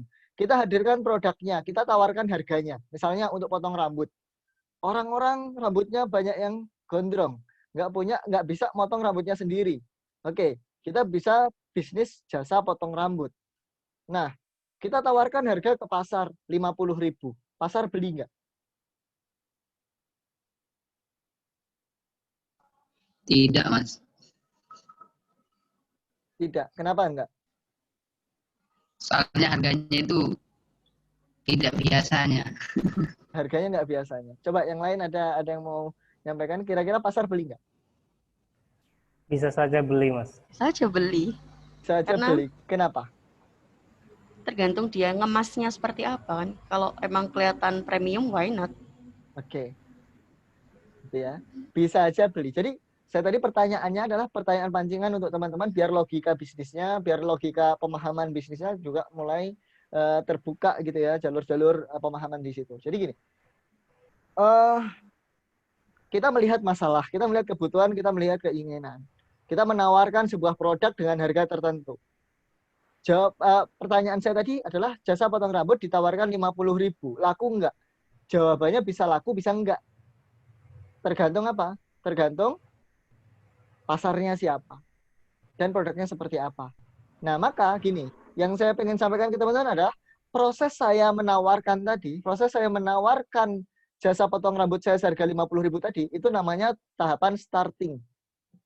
Tahapan memulai bisnis. Ya, memulai atau starting. Jadi di sini kita validating value. Memvalidasi kemanfaatan kita itu apakah sudah sesuai dengan yang dibutuhkan pasar. Kita mau ngasih kemanfaatan kan tadi, kita mau ngasih sesuatu yang bermanfaat kan tadi. Nah, sesuatu yang bermanfaat yang kita mau kasih ini benar-benar bermanfaat untuk pasar enggak? Kalau benar-benar bermanfaat, nanti akan masuk tahap running. Kalau ini enggak, berarti ini enggak jadi running. Contoh di Kaukah, di bisnis saya. Saya menghadirkan produk tasbih premium ya dari Mesir. Harganya lebih mahal. Ternyata terjual. Artinya, saya di starting ini berhasil nggak? Berhasil, Mas. Karena menjawab masalah pasar ya, Mas. Karena di luar kan premium itu di atas 250-an kan, Mas. Kita kan masih 150 gitu. Itu, Mas ya? Jadi begini, saya lengkapi ya. Oke, bisa mute dulu Mbak Ngira. Oke, jadi starting itu sampai ke tahap ada yang mau beli nggak? Nah itu, ada yang mau beli nggak, puas nggak? Dua itu pertanyaannya, starting. Kita punya produk, punya ini. Kemarin saya beli buku ya dari Ustadz Nanang. Ini kan Ustadz Nanang kan jualan ini ya, teman-teman kalau butuh ya, silakan nanti hubungi Ustadz Nanang. Bukunya Pak Mardi Guwawi, Tata Titis ini ya, bagus banget. Alhamdulillah saya suka. Nah, ini Ustadz Nanang menjual buku ini di harga 300.000, ya 297.000. Saya barusan ngomong, bagus banget, ya, saya suka. Artinya menjual buku ini adalah sudah melewati tahap buku ini, produk ini sudah beres di tahapan starting. Oke ya, gitu. Nah teman-teman semuanya nanti kalau punya produk sendiri, begitu juga kalau mau baru create sebuah produk, teman-teman gitu, lalui tahap starting dulu, tes dulu pasar, ada yang mau beli nggak, mereka puas nggak, itu ya silakan dicatat, ini penting. Kemudian yang kedua running. Kapan bisnis itu dinyatakan running? Running itu ketika setiap hari udah ada penjualan. Kalau cash flow udah lancar, cash flow ya, tahu cash flow? Uang masuk, ya, uang masuk itu udah lancar, transaksi setiap hari terjadi, itu running. Baru setelah running, bisnis itu boleh growing. Setelah running baru boleh growing. Growing itu apa? Nambah produk atau buka cabang. Atau bahkan buka bisnis baru. Itu growing. Tapi kalau starting aja belum beres, udah growing, bukan growing yang ada, grow gitu ya. Nangis grow gitu ya. Nah, jadi growing itu nambah bisnis itu kalau bisnis kita udah running. Nah, ini pentahapan dalam bisnis. Nah, untuk pemahaman teman-teman aja, gitu ya. Saya lanjutkan, teman-teman. Tahapan belajar mau menjadi pebisnis. Nah, kalau teman-teman mau nanti suatu saat jadi pebisnis, tahapan belajarnya begini. Pertama, sebelum dari semua tahap, ya, sebelum tahap-tahap A, B, C, D yang akan saya sampaikan, tahap pertama adalah memastikan teman-teman ini berdiri sebagai seorang entrepreneur. Yuk, ulangi sama-sama. Yuk, apa itu namanya? Kita ngomong ke diri kita sambil pegang dada kita, saya siap jadi entrepreneur gitu ya. Oke. Ini. Bismillah. Jadi teman-teman, sebelum kita menjadi pebisnis, ya, sebelum kita melewati tahapan demi tahapan anak tangga menjadi pebisnis, kita harus pastikan dulu kita berdiri sebagai seorang entrepreneur. Nah, maka yuk sama-sama kita bilang diri kita, saya adalah entrepreneur, saya siap menjadi entrepreneur sukses. Di hitungan ketiga. 1, 2, 3. Saya adalah seorang entrepreneur. Saya siap menjadi entrepreneur sukses. Saya siap menjadi entrepreneur sukses. Dan semua yang hadir di sini hari ini. Dan semua yang hadir di sini hari ini. Yang mendengar apa yang saya sampaikan. Yang mendengar apa yang saya sampaikan. Yang melihat saya hari ini. Yang melihat saya hari ini. Saya merasakan mereka. Saya merasakan mereka adalah saksi komitmen saya pada diri saya. Komitmen saya pada diri saya. Nah, oke, terima kasih teman-teman ya. Tepuk tangan dulu dong. Komitmen diri. Itu. Jadi ini tadi satu tahapan ya, satu simulasi kita menginstal Jiwa Entrepreneur. Ya caranya sederhana itu. Sering-seringlah tiap pagi bangun gitu ya. Bangun, ambil jeda setelah sholat subuh gitu, misalnya saya entrepreneur, saya adalah entrepreneur sukses, saya adalah pengusaha sukses. Saya layak, saya patut mendapatkan omset 200 juta per bulan, 1 miliar sebulan. Gitu ngomong-ngomong terus. Kalau teman-teman tahu, 2018 setelah saya resign, saya itu kayak orang gila. Maksudnya gini, jangan buru-buru dianggap gila beneran ya, saya ketawa-ketawa sendiri, enggak ya. Gini, orang gila yang saya maksud adalah ya melakukan apa yang orang-orang anggap itu nggak wajar. Orang anggap itu ngapain kayak gitu. Nah gitu. Apa yang saya lakukan? Saya punya satu buku, satu buku tulis khusus setiap pagi habis subuh saya tulisin. Saya adalah entrepreneur. Saya adalah entrepreneur sukses. Saya layak, saya patut untuk mendapatkan penghasilan terbesar saya yaitu 200 juta per bulan dari menjadi seorang entrepreneur. Saya adalah pribadi yang menjadi magnet rezeki. Itu saya tulis di kertas. Setiap pagi saya tulis 10 kali satu skrip. Nanti saya kasih ke teman-teman skripnya. Saya tulis setiap pagi. Istri saya paham, alhamdulillah. Ya, jadi saya nggak diperiksakan ke psikiater. Ya, alhamdulillah. Jadi itu saya benar-benar tulis, teman-teman ya. Nah, nanti untuk yang mau nikah ini ya, ada Mbak Anggra ini mau nikah ya sama calon suaminya ya di sini ya, juga ada calon suaminya, alhamdulillah. Siapa ya? Semoga lancar. Nggak usah dibocorin dulu ya. Oke, biar ada rahasia gitu. Amin. Amin ya Allah. Amin. Nah, itu nanti Mbak Anggra kalau memang di keluarganya mau jadi keluarga entrepreneur, ini bisa jadi salah satu yang dilakukan. Gitu. Yakin teman-teman, saya merasakan itu. 3 bulan kemudian terasa hasilnya. Saya nulis waktu itu angka pertama yang saya tulis ya, tulisan saya sampai katam, sampai selesai nulis itu di beberapa buku. Jadi beberapa buku tulis penuh. Nah, buku tulis pertama itu angkanya 10 juta, tercapai 3 bulan. Buku tulis kedua, itu penghasilan ya, bukan omset ya. Gitu. Oke, saya lanjutkan ya teman-teman. Nah itu teman-teman, sip. Kenapa melakukan ini? Nah nanti saya sampaikan. Nah setelah teman-teman itu memastikan berdiri sebagai seorang entrepreneur, nah ini kita lebih nggak apa-apa ya teman-teman, sampai jam 3 mungkin ya. Oke. Setelah teman-teman gini, setelah teman-teman memastikan yang akan membangun bisnis itu adalah entrepreneur ya, setelah teman-teman itu memastikan tukangnya benar, tukang ingat tukang tadi bangun apa? Rumah gitu ya. Setelah tukangnya benar, maka berikutnya adalah teman-teman lewati anak tangga pertama. Tangga pertama itu apa? Ini tahapan paling aman ya, jalur paling aman yaitu penjual. Jadilah penjual. Apa? Penjual. Kenapa kira-kira teman-teman kita harus jadi penjual dulu? Ini anak tangga ya, bukan memilih pintu ya. Bukan pintu A, B, C, pintu A kita pilih ternyata bukan dan itu salah. Bukan begitu. Ini anak tangga. Anak tangga itu harus kita lewati satu persatu. Tangga pertama adalah penjual. Kenapa kita kalau mau jadi pebisnis harus jadi penjual dulu? Ya untuk menjual ini Mas, agar bisa mendapatkan cash flow-nya dulu. Untuk mengelola cash flow-nya dulu. Oke, sip, mantap. Ada lagi teman-teman? Bisnis ya bisa menjual. Gimana? Namanya pembisnis ya bisa. Mas. Oke, gini. Jadi ada banyak jalan menjadi pebisnis, ada banyak jalan jadi pengusaha. Ya, banyak jalan menuju bisnis. Nah, ini jalan ini versi saya. Yang menurut saya versi ini, jalan ini bisa dilakukan siapa saja. Kenapa bisa dilakukan siapa saja? Karena ini paling aman, paling kecil modalnya.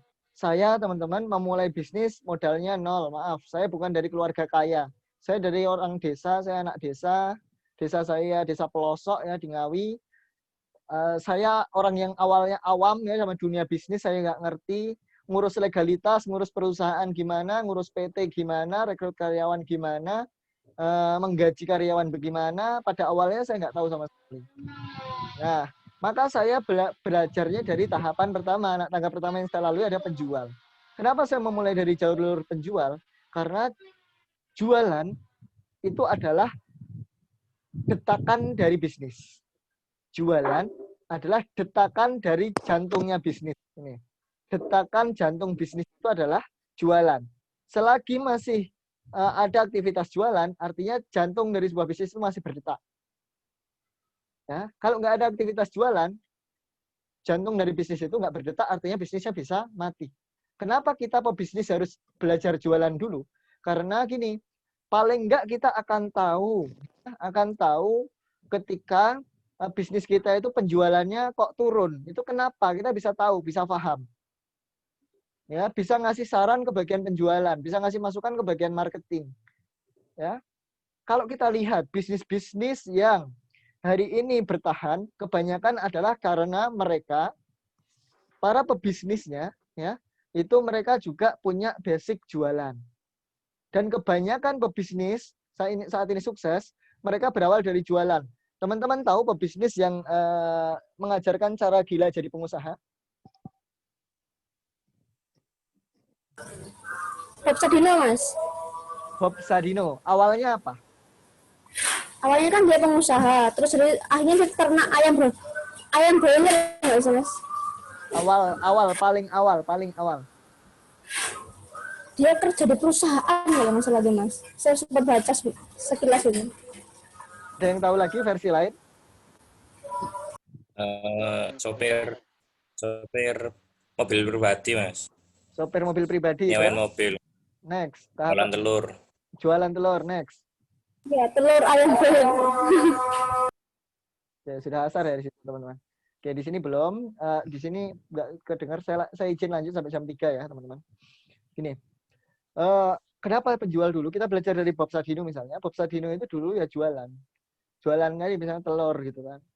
Jualan apa? Jualan jasa memfotokopikan modul untuk teman-temannya gitu kan. Jualan dulu. Kenapa? Akhirnya sekarang dari penjual aja sekarang jadi gini. Maaf.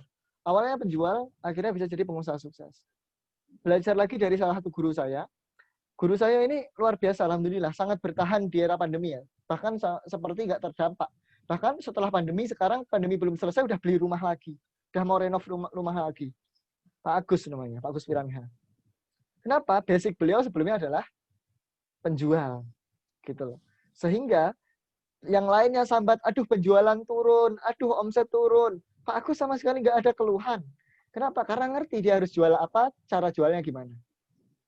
Gitu ya. Dari hasil jualannya di masa pandemi pun cukup untuk beli rumah, untuk renov rumah. Nah, gitu teman-teman ya. Jadi belajar dari penjual dulu. Kedua jadi pedagang. Apa bedanya penjual dan pedagang? Lebih banyak mas pedagang itu. Apa tuh yang dijual tuh loh? Misalnya kalau penjual kan eceran gitu ya mas ya. Kalau pedagang itu grosiran gitu mas. Itu bener ya mas. Ya, terima kasih Mbak Anggra ya sudah 4 ya. Nanti saya tambahin. Oke. Di pasar itu penjual atau orang yang punya ruko-ruko di pasar itu penjual atau pedagang? Dagang. Dagang. Nah, contoh penjual itu apa?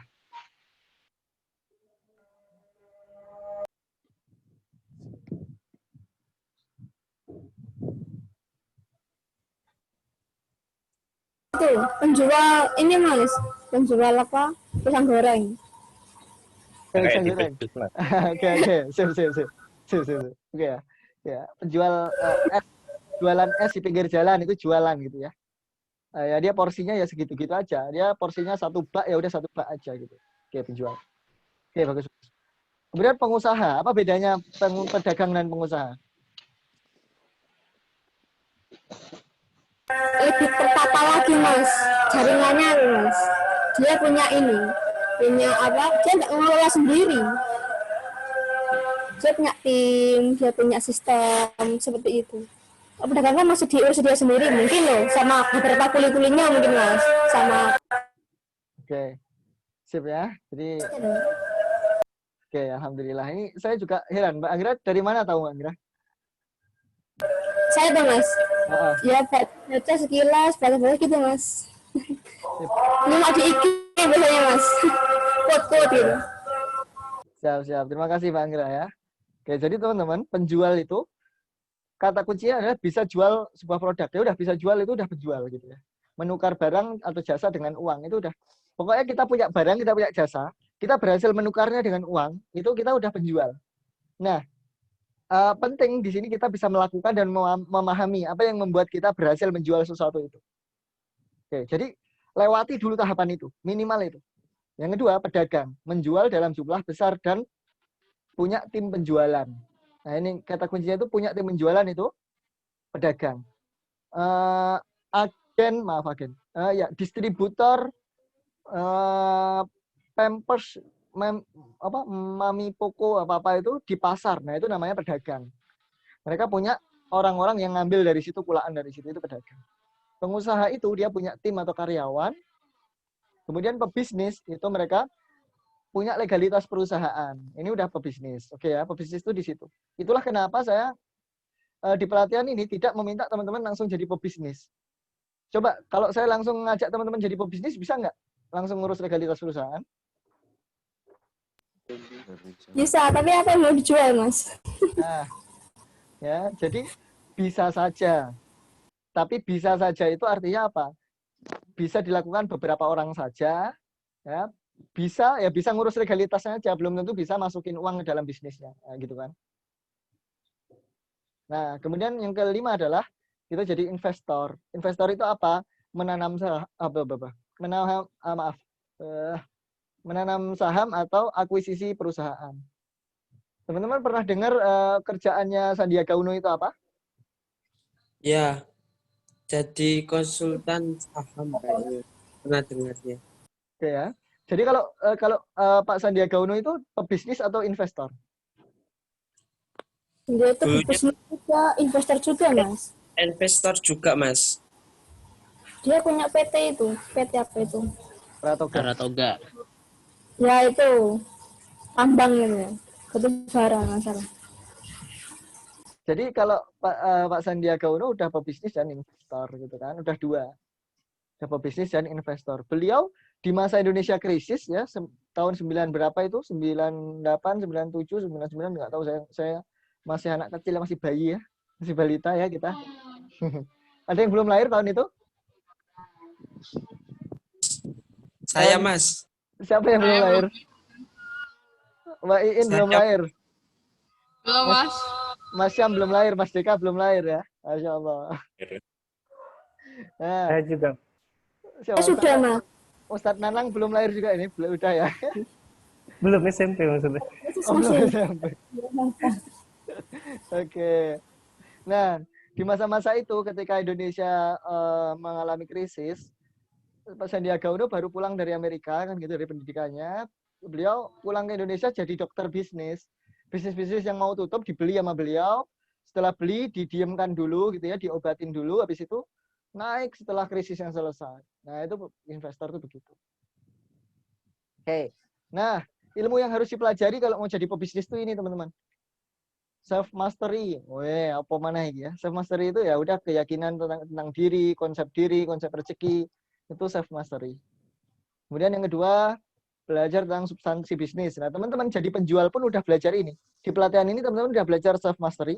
Hari ini teman-teman belajar tentang self mastery. Self mastery itu apa? Konsep diri. Ya, termasuk salah satu yang kita praktekkan adalah kita mengkonsep diri kita menjadi seorang entrepreneur. Nah, itu namanya self mastery gitu ya. Kemudian kita belajar substansi bisnis. Tadi udah sesederhana itu, substansi bisnis. Untuk level pemahaman, untuk level pengembangan inovasi nanti ada lagi. Ya. Kemudian apa? Belajar produksi dan operation. Nah, ini kalau mau jadi pebisnis. Kalau entrepreneur nggak perlu sibuk dengan produksi dan operation.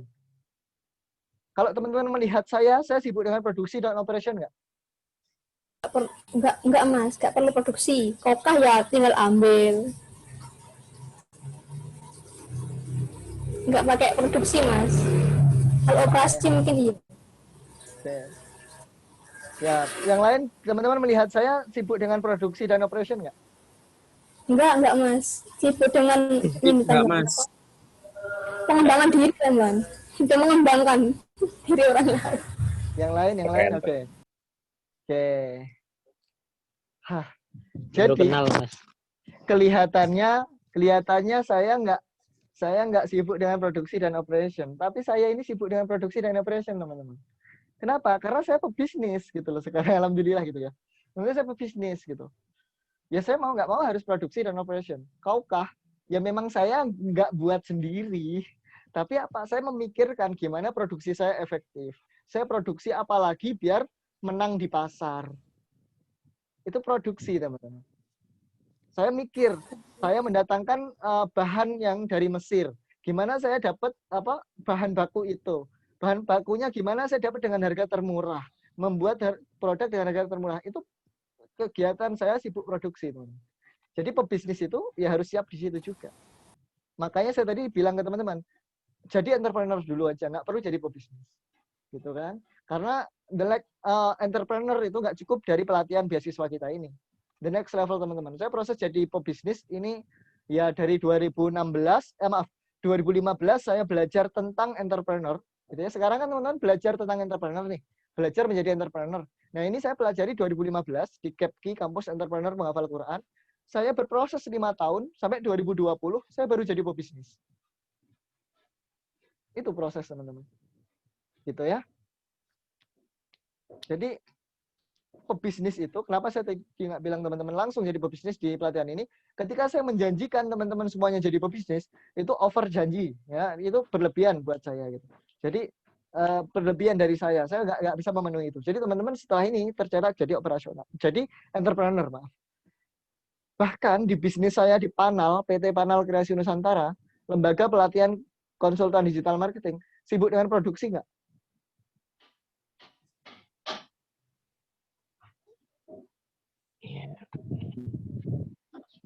Sibuk dengan produksi nggak? Sibuk. Produksi apa? Produksi itu materi pelatihannya. Terus nyari orang-orangnya juga, Mas. Konsultan-konsultannya itu. Kurikulumnya. Yes, betul. Ya, produksi itu, produksi modulnya, produksi learning design-nya, produksi apa itu namanya, pelatihannya. Pelatihan itu kan juga diproduksi toh. Lewat online gitu ya. Nah, itu semua produksi gitu loh. Nih, yang keempat, belajar tentang marketing and sales. Ya, pebisnis itu harus belajar tentang ini. Yang kelima, belajar tentang accounting and finance. Ya, belajar tentang akuntansi dan keuangan. Dan kemudian belajar tentang people management, ya, leadership dan organisasi. Nah, ini yang perlu dipelajari bisnis, seorang bisnis minimal. Ini sekarang ini saya sampaikan untuk pengetahuan teman-teman. Oke? Untuk apa? Pengetahuan. Ya. Karena teman-teman di sini dicetak menjadi apa? Entrepreneur. Entrepreneur. Oke ya, sip ya. Jadi paham ya teman-teman? Paham. Ya, paham. Oh, Mas.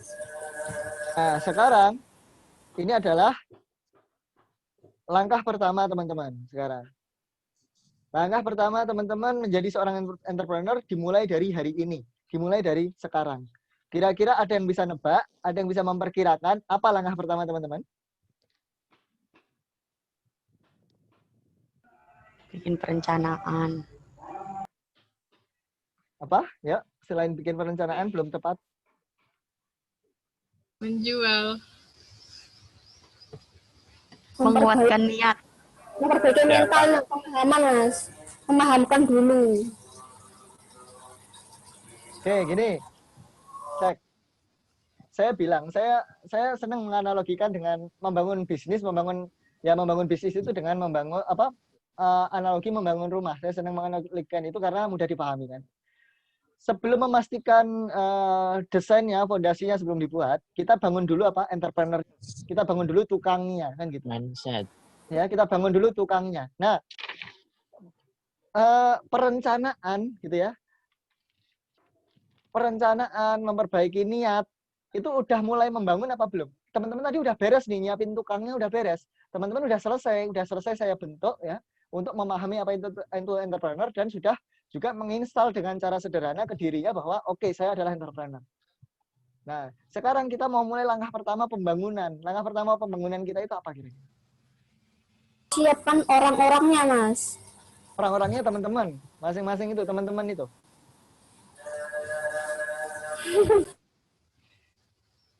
Membuat perencanaan itu udah termasuk langkah membangun apa belum?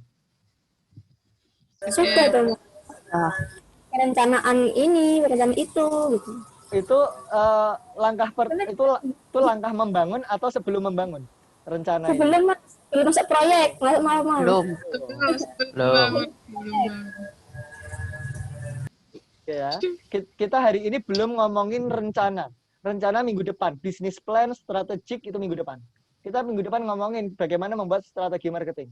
Hari ini kita ngomongin tentang bagaimana langkah pertama biar teman-teman itu merasakan, mendapatkan feel I am entrepreneur. Saya itu entrepreneur. Kira-kira apa yang akan teman-teman lakukan ini? Tahu nggak? Ada yang tahu nggak langkah pertama apa?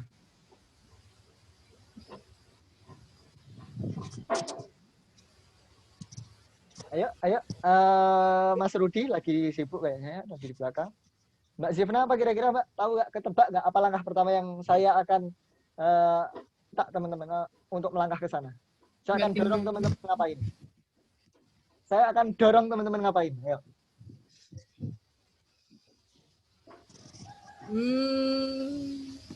Tahu ya, oke. Sudah tepat tadi jawabannya Mbak Iin. Apa? Jualan. Langkah pertamanya jualan. Kenapa? Sesuai tadi anak tangga. Saya didorong jualan sama KEPKI, kampus saya, kampus entrepreneur penghafal Quran. Didorongnya kapan Mbak Arum, ingat gak? Kayaknya yang pertama itu yang pas kita ke Bungkul itu enggak sih? Apa yang di pasar itu? Apa? Bukan. Iya, kayaknya itu deh pas itu. Ya. Jadi KEPKI tempat saya, ya oke, sip. Terima kasih Mbak Arum. Jadi tempat saya dilatih menjadi seorang entrepreneur juga mendorong saya untuk mengambil langkah pertama. Apa? Saya yang awalnya malu-malu jualan, saya nggak pede jualan gitu ya di tempat umum.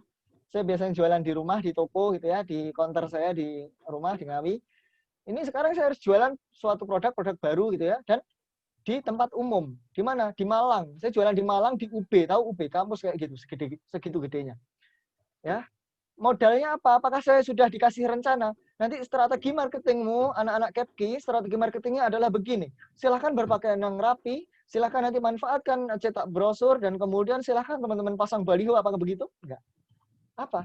modalnya ya diri kita sendiri, kita nggak punya apa-apa, saya nggak punya apa-apa, modalnya adalah satu, memutus urat malu. Kedua, nyari tempat-tempat ramai. Clue-nya adalah seperti Abdurrahman bin Auf. Apa itu? Abdurrahman bin Auf udah contohkan. Dikasih apa-apa nggak mau gitu ya. Yang dia mau apa? Petunjuk di mana ada pasar. Kenapa ada pasar itu? Karena di pasar itu orang bisa menjual sesuatu dengan mudah. Pasar itu nggak harus selalu pasar, tapi apa? Keramaian. Saya sudah buktikan. Saat orang-orang disuruh ke pasar, orang-orang pada ke pasar, saya nggak ke pasar. Saya dan teman-teman saya nggak ke pasar. Saya kemana? Ke UB. Kenapa saya ke UB? Di sana banyak orang juga. Di sana banyak mahasiswa. Nah, gitu. Akhirnya apa? Saya jualan, waktu itu donat. Saya jualan donat, saya jualan susu kedelai di sana. Yang lain mahasiswa pada pakai baju, pakai tas, ya pakai baju bagus, bawa tas, bawa buku.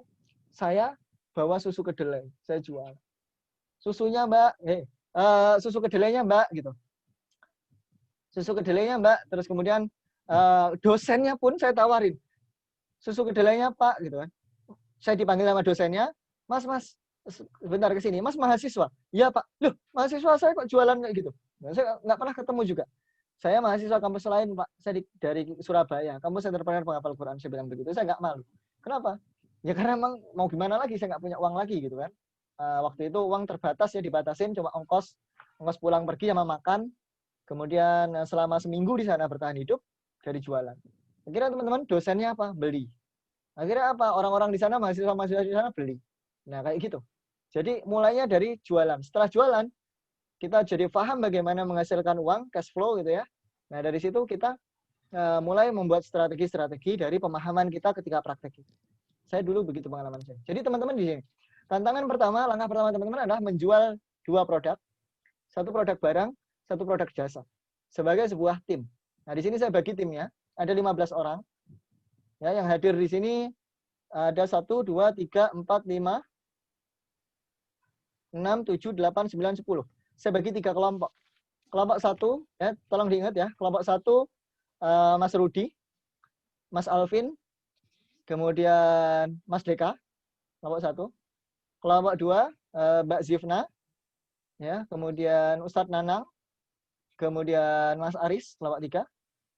Kelompok 4 Ustadz Zubair, Mbak Anggra, Mas Syam, Mbak Iin, kelompok 4.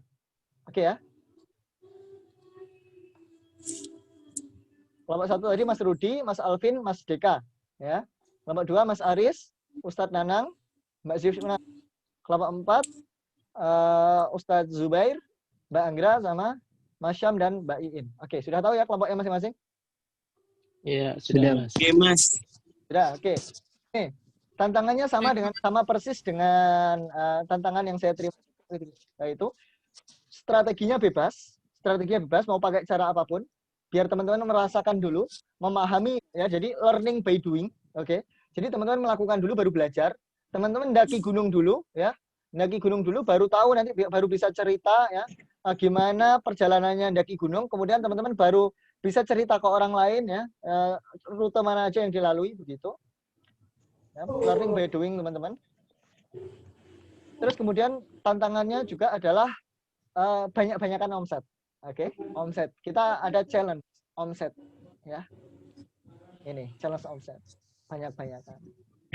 Gila-gilaan terserah. Saya di pertama ini belum tanya proses, ya, belum tanya prosesnya gimana, belum mengatur teman-teman boleh A, boleh B, boleh C atau nggak boleh A, nggak boleh B, nggak boleh C, bebas. Yang penting apa? Kita evaluasi by omset, apakah teman-teman sudah berhasil menjual atau belum. Produk yang dijual apa? Produk yang dijual yang sudah terbukti laku. Produk jasa pertama. Ya, maaf, bukan produk barang dan jasa, ini produk jasa aja. Produk jasa terbukti laku kenapa? Gini, 1 menit saya jual produknya, langsung ada yang transfer. Saya kasih bukti.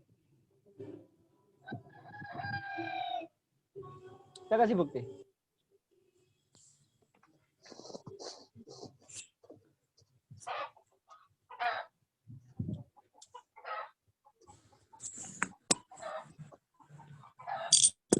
Kelihatan share screen saya, teman-teman?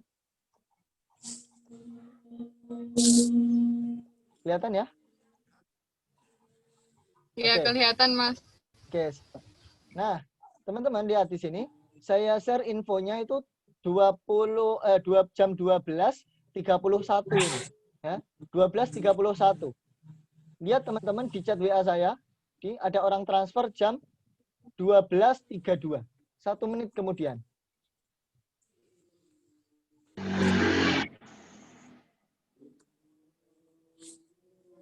Jadi nang kantor pajak. Iya. Oke ya. Jadi 1 menit kemudian. Nah, kenapa saya kasih produk yang terbukti laku begini? Karena orang jualan nggak laku itu bisa jadi karena memang produknya nggak ada yang butuh. Bisa memang karena produknya harganya nggak sesuai dengan produknya. Misalnya, kenapa saya jualan ini nggak begitu laku, misalnya begitu. Jadi karena pasar merasa kemahalan. Oke ya.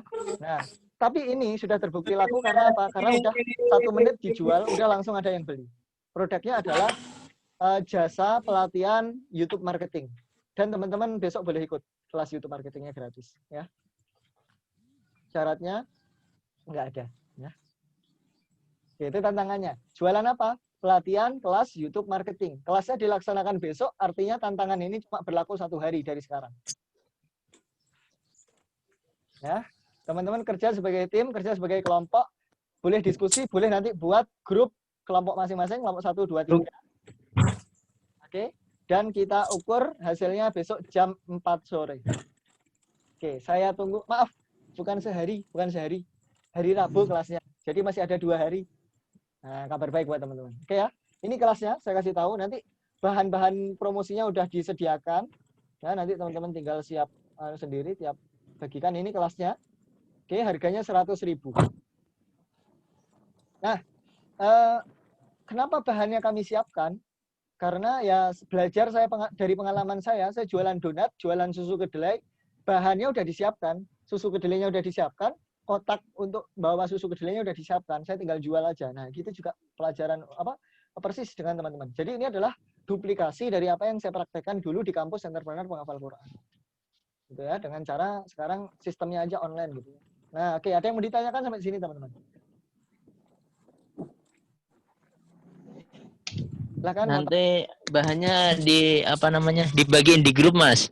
Oke, dibagiin di grup besar ya, di grup semua.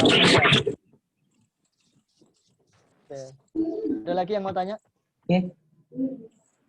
Dan gini, oke, satu lagi. Kabar baik lagi buat teman-teman adalah saya bilang kemarin di pelatihan ini juga teman-teman akan langsung menghasilkan, akan langsung berpenghasilan. Artinya setiap ada peserta yang daftar, setiap ada closingan 100.000 per 100.000, teman-teman dapat 30.000. Menarik nggak?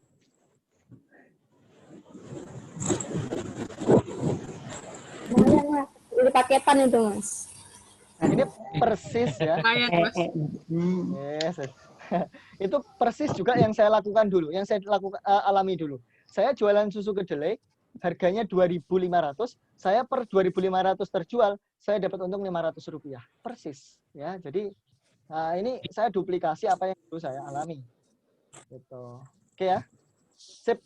Oke. Are you ready, guys? Siap, ready. Yes. Yes, Mas. Bismillah.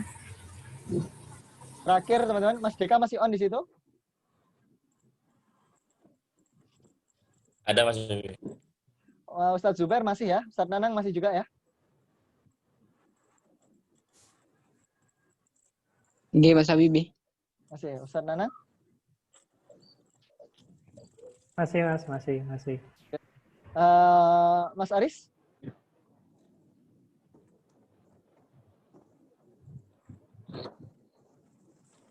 Masih.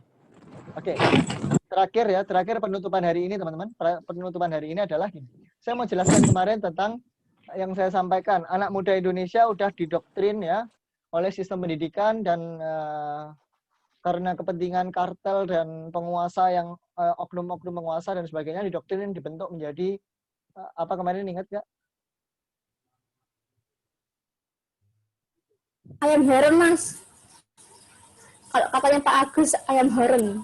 Titik horeng. Nah, kenapa begitu? Saya mau jelaskan ke teman-teman ya. Jadi begini, kita ini sebenarnya terdoktrin jadi ayam horeng. Kenapa ya? Untuk kepentingan penguasa, oknum penguasa, kepentingan kartel ya untuk melumpuhkan Indonesia. Penjajahan udah nggak kayak dulu. Penjajahan sekarang itu penjajahan ke anak-anak muda. Anak-anak muda yang potensinya besar ya. Teman-teman kalau pernah dengar perang di mana ya? Saya lupa. Maaf. Di Cina kalau nggak salah. Cina itu begini.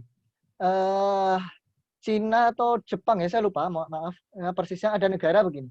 Mereka anak mudanya sedikit. Kenapa? Karena di sana jumlah kelahiran, angka kelahiran dibatasin. Kenapa angka kelahiran dibatasin? Karena penduduknya udah besar. Oh, berarti ini Cina ya. Cina. Nah, karena mereka anak mudanya sedikit, kekuatan mereka kalau mereka perang gitu ya, peralatan militer mungkin besar ya. Jadi mereka militer masih bisa menang. Tapi perang yang lain, perang dagang, perang kreativitas, perang ekonomi, mereka kalau nggak melakukan pelumpuhan terhadap anak muda, salah satunya anak muda di Indonesia, mereka akan kalah. Kenapa? Karena kreatif thinkingnya di anak muda mereka sedikit gitu ya. Orang-orang yang berpikir kreatif sedikit. Nah, anak muda di Indonesia itu banyak, tapi dilumpuhkan. Ya untuk tadi, untuk agar tidak mengalahkan di perang-perang memang antar negara itu. Jadi, ini yang keluar siapa? Masih utuh kah? Masih. Oke.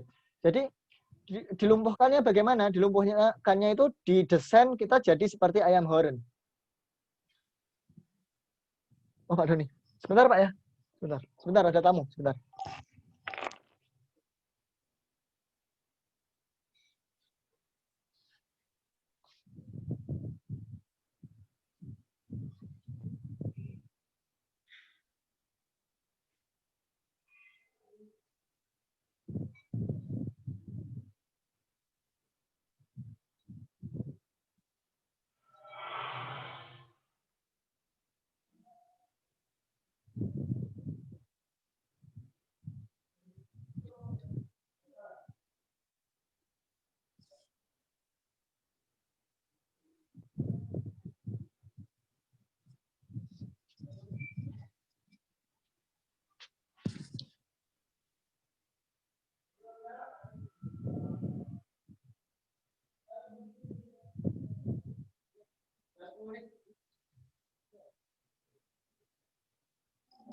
Ada teman-teman? Ya. Oke. Nah, apa maksudnya jadi ayam horn? Gini. Kenapa didesain sebagai ayam horn? Gini. Ayam horn itu kalau teman-teman tahu, ayam horn itu punya apa? Punya mulut, ya, punya cucuk gitu ya. Tetapi teman-teman pernah dengar nggak ayam horn berkokok? Tidak. Tidak. Anak muda kita ya, anak muda di tempat kita didoktrin seperti itu. Dengan apa? Kata-kata mutiara, kata-kata emas apa? Diem itu emas. Benar nggak? Diem itu emas. Akhirnya coba ditanya tadi. Gimana teman-teman? Ayo diskusi. Banyak apa? Banyak diemnya. Iya. Padahal kita ngomong, teman-teman, kita ngomong itu satu proses belajar yang luar biasa. Lihat teman-teman, temannya teman-teman di kelas yang berprestasi dimanapun itu, coba lihat orang-orang yang berprestasi, anak-anak muda yang berprestasi, ada nggak mereka yang cuma diam? Nggak. Cara belajar paling efektif ada dengan kita mengulangi apa satu yang ngomong. Sampaikan. Kenapa guru-guru itu pintar? Kenapa Ustadz Nanang pintar? Karena pintar ngomong. Karena ngomong terus. Iya, ngomong terus, ngajar terus. Ya. Coba kenapa Ustadz Zubair pintar ngajar ngaji? Masya Allah, karena pengulangan Mas. Karena Ustadz Zubair ngomong, karena Ustadz Zubair ngajar. Ya itu. Ya. Jadi belajar apapun walaupun itu hal baru, teman-teman ngomonglah gitu. Ngomonglah, bersuaralah, jangan jadi ayam horn. Jadilah ayam kampung gitu ya, pitik Jawa gitu ya. Yang apa mereka lantang, jadilah ayam hutan, liarlah gitu. Anak muda itu otaknya harus liar, kata Pak Coach Fahmi. Ayam hutan itu kenapa harganya mahal, teman-teman? Lorok Mas, iya apa ya? Suaranya itu loh beda, nggak sekedar kayak ayam Jawa. Suaranya kalau nyaring, ya itulah teman-teman. Jadi orang kita satu ya didesain sebagai apa? Ayam potong, dilihat dari apa? Dari mulutnya. Ya, mulutnya udah fungsi dari bibir ini, potensi bicara, potensi mulut ini udah dimatikan kayak ayam horn. Kedua, ya Kedua, anak muda kita itu didesain seperti ayam horn dari hal kemandiriannya, kreativitasnya, daya juangnya. Teman-teman, ayam horn kalau nggak dikasih makan, kira-kira gimana? Apa yang terjadi? Mati. Mati, Pras. Diam aja. Diam aja. Di kandang. Teman-teman pernah lihat nggak ada ayam kampung mati karena nggak dikasih makan? Enggak. Jarang, Mas. Ceket-ceket dewe, Mas. Ceket-ceket dewe itu. Ayam kampung. Teman-teman pernah Golek lihat mangan dewe. golek mangan dewe. Teman-teman pernah lihat ayam hutan dikasih makan? Tidak. Enggak. Ada. Tapi mereka hidup nggak? Yang pelihara. Hidup. Hidup. Ya, dikasih makan kalau ada yang pelihara gitu ya. Oke ya. Raboni baboni, Mas, kata Pak Agus. Gimana? Isong raboni baboni. Itu yang ketiga. Ya, nanti habis ini ya. Oke. Itu kenapa, teman? Ya, maksudnya apa? Yang kedua tadi maksudnya adalah orang kita juga sama. Kita udah belajar, kita dari sistem pendidikan kita ya sampai ke kuliah, tapi setelah kuliah kita dibuat nggak bisa ceker-ceker. Dibuat apa? Cuma sekedar bisa bawa mengandalkan ijazah kita nyari itu gitu loh, meminta-minta ke kartel, meminta-minta ke penguasa gitu kan, tolong saya gitu kan. Nah, kita teman-teman, kita punya potensi untuk bisa ceker-ceker sendiri. Ayo gerak gitu loh. Mas, ya aku kalau ceker-ceker masih sedikit. Ya karena belum biasa, ceker-cekernya masih pelan. Teruslah latih sampai ceker-cekernya kenceng sampai bisa dalam gitu. Ya teruslah latih, daya juangnya itu, endurance-nya ditambah. Oke, yang ketiga teman-teman, generasi kita itu dibuat untuk apa? Untuk tidak menghasilkan generasi berikutnya yang hebat juga. Maksudnya apa? Ini perkara nikah gitu kan ya. Generasi kita itu ditakut-takuti untuk nikah. Padahal itu adalah ya kebutuhan kita semua. Bukan cuma kebutuhan gitu ya. Bukan cuma kebutuhan, itu memang naluri kita itu arahnya ke sana salah satunya. Dan hakikatnya kita itu memang menikah kan gitu. Nah, tapi kita dibuat untuk tidak begitu. Biar apa? Biar kayak mereka gitu. Jumlahnya apa? Biar jumlahnya nggak banyak, jumlahnya terbatas. Ya, nggak ada generasi penerusnya. Akhirnya yang terjadi adalah orang nggak nikah-nikah sampai tua gitu ya. Terus perkara kayak gitu akhirnya jadi dosa gitu ya. Yang harusnya jadi pahala jadi dosa. Nah, karena nggak nikah-nikah tadi. Nah, dan kemudian jadi negeri ini keberkahannya berkurang seperti negeri mereka yang nggak berkah gitu ya. Mohon maaf saya bilang begitu karena memang kebanyakan mereka di sana begitu. Nah, seharusnya kita punya potensi itu. Teman-teman melihat nggak ayam potong ya, ayam horn itu mereka ini sama betinanya mereka berkembang biak gitu. Tidak. Ada. Nggak ada ya ayam horn itu yang berkembang biak. Nah, itu kita juga didesain kayak gitu.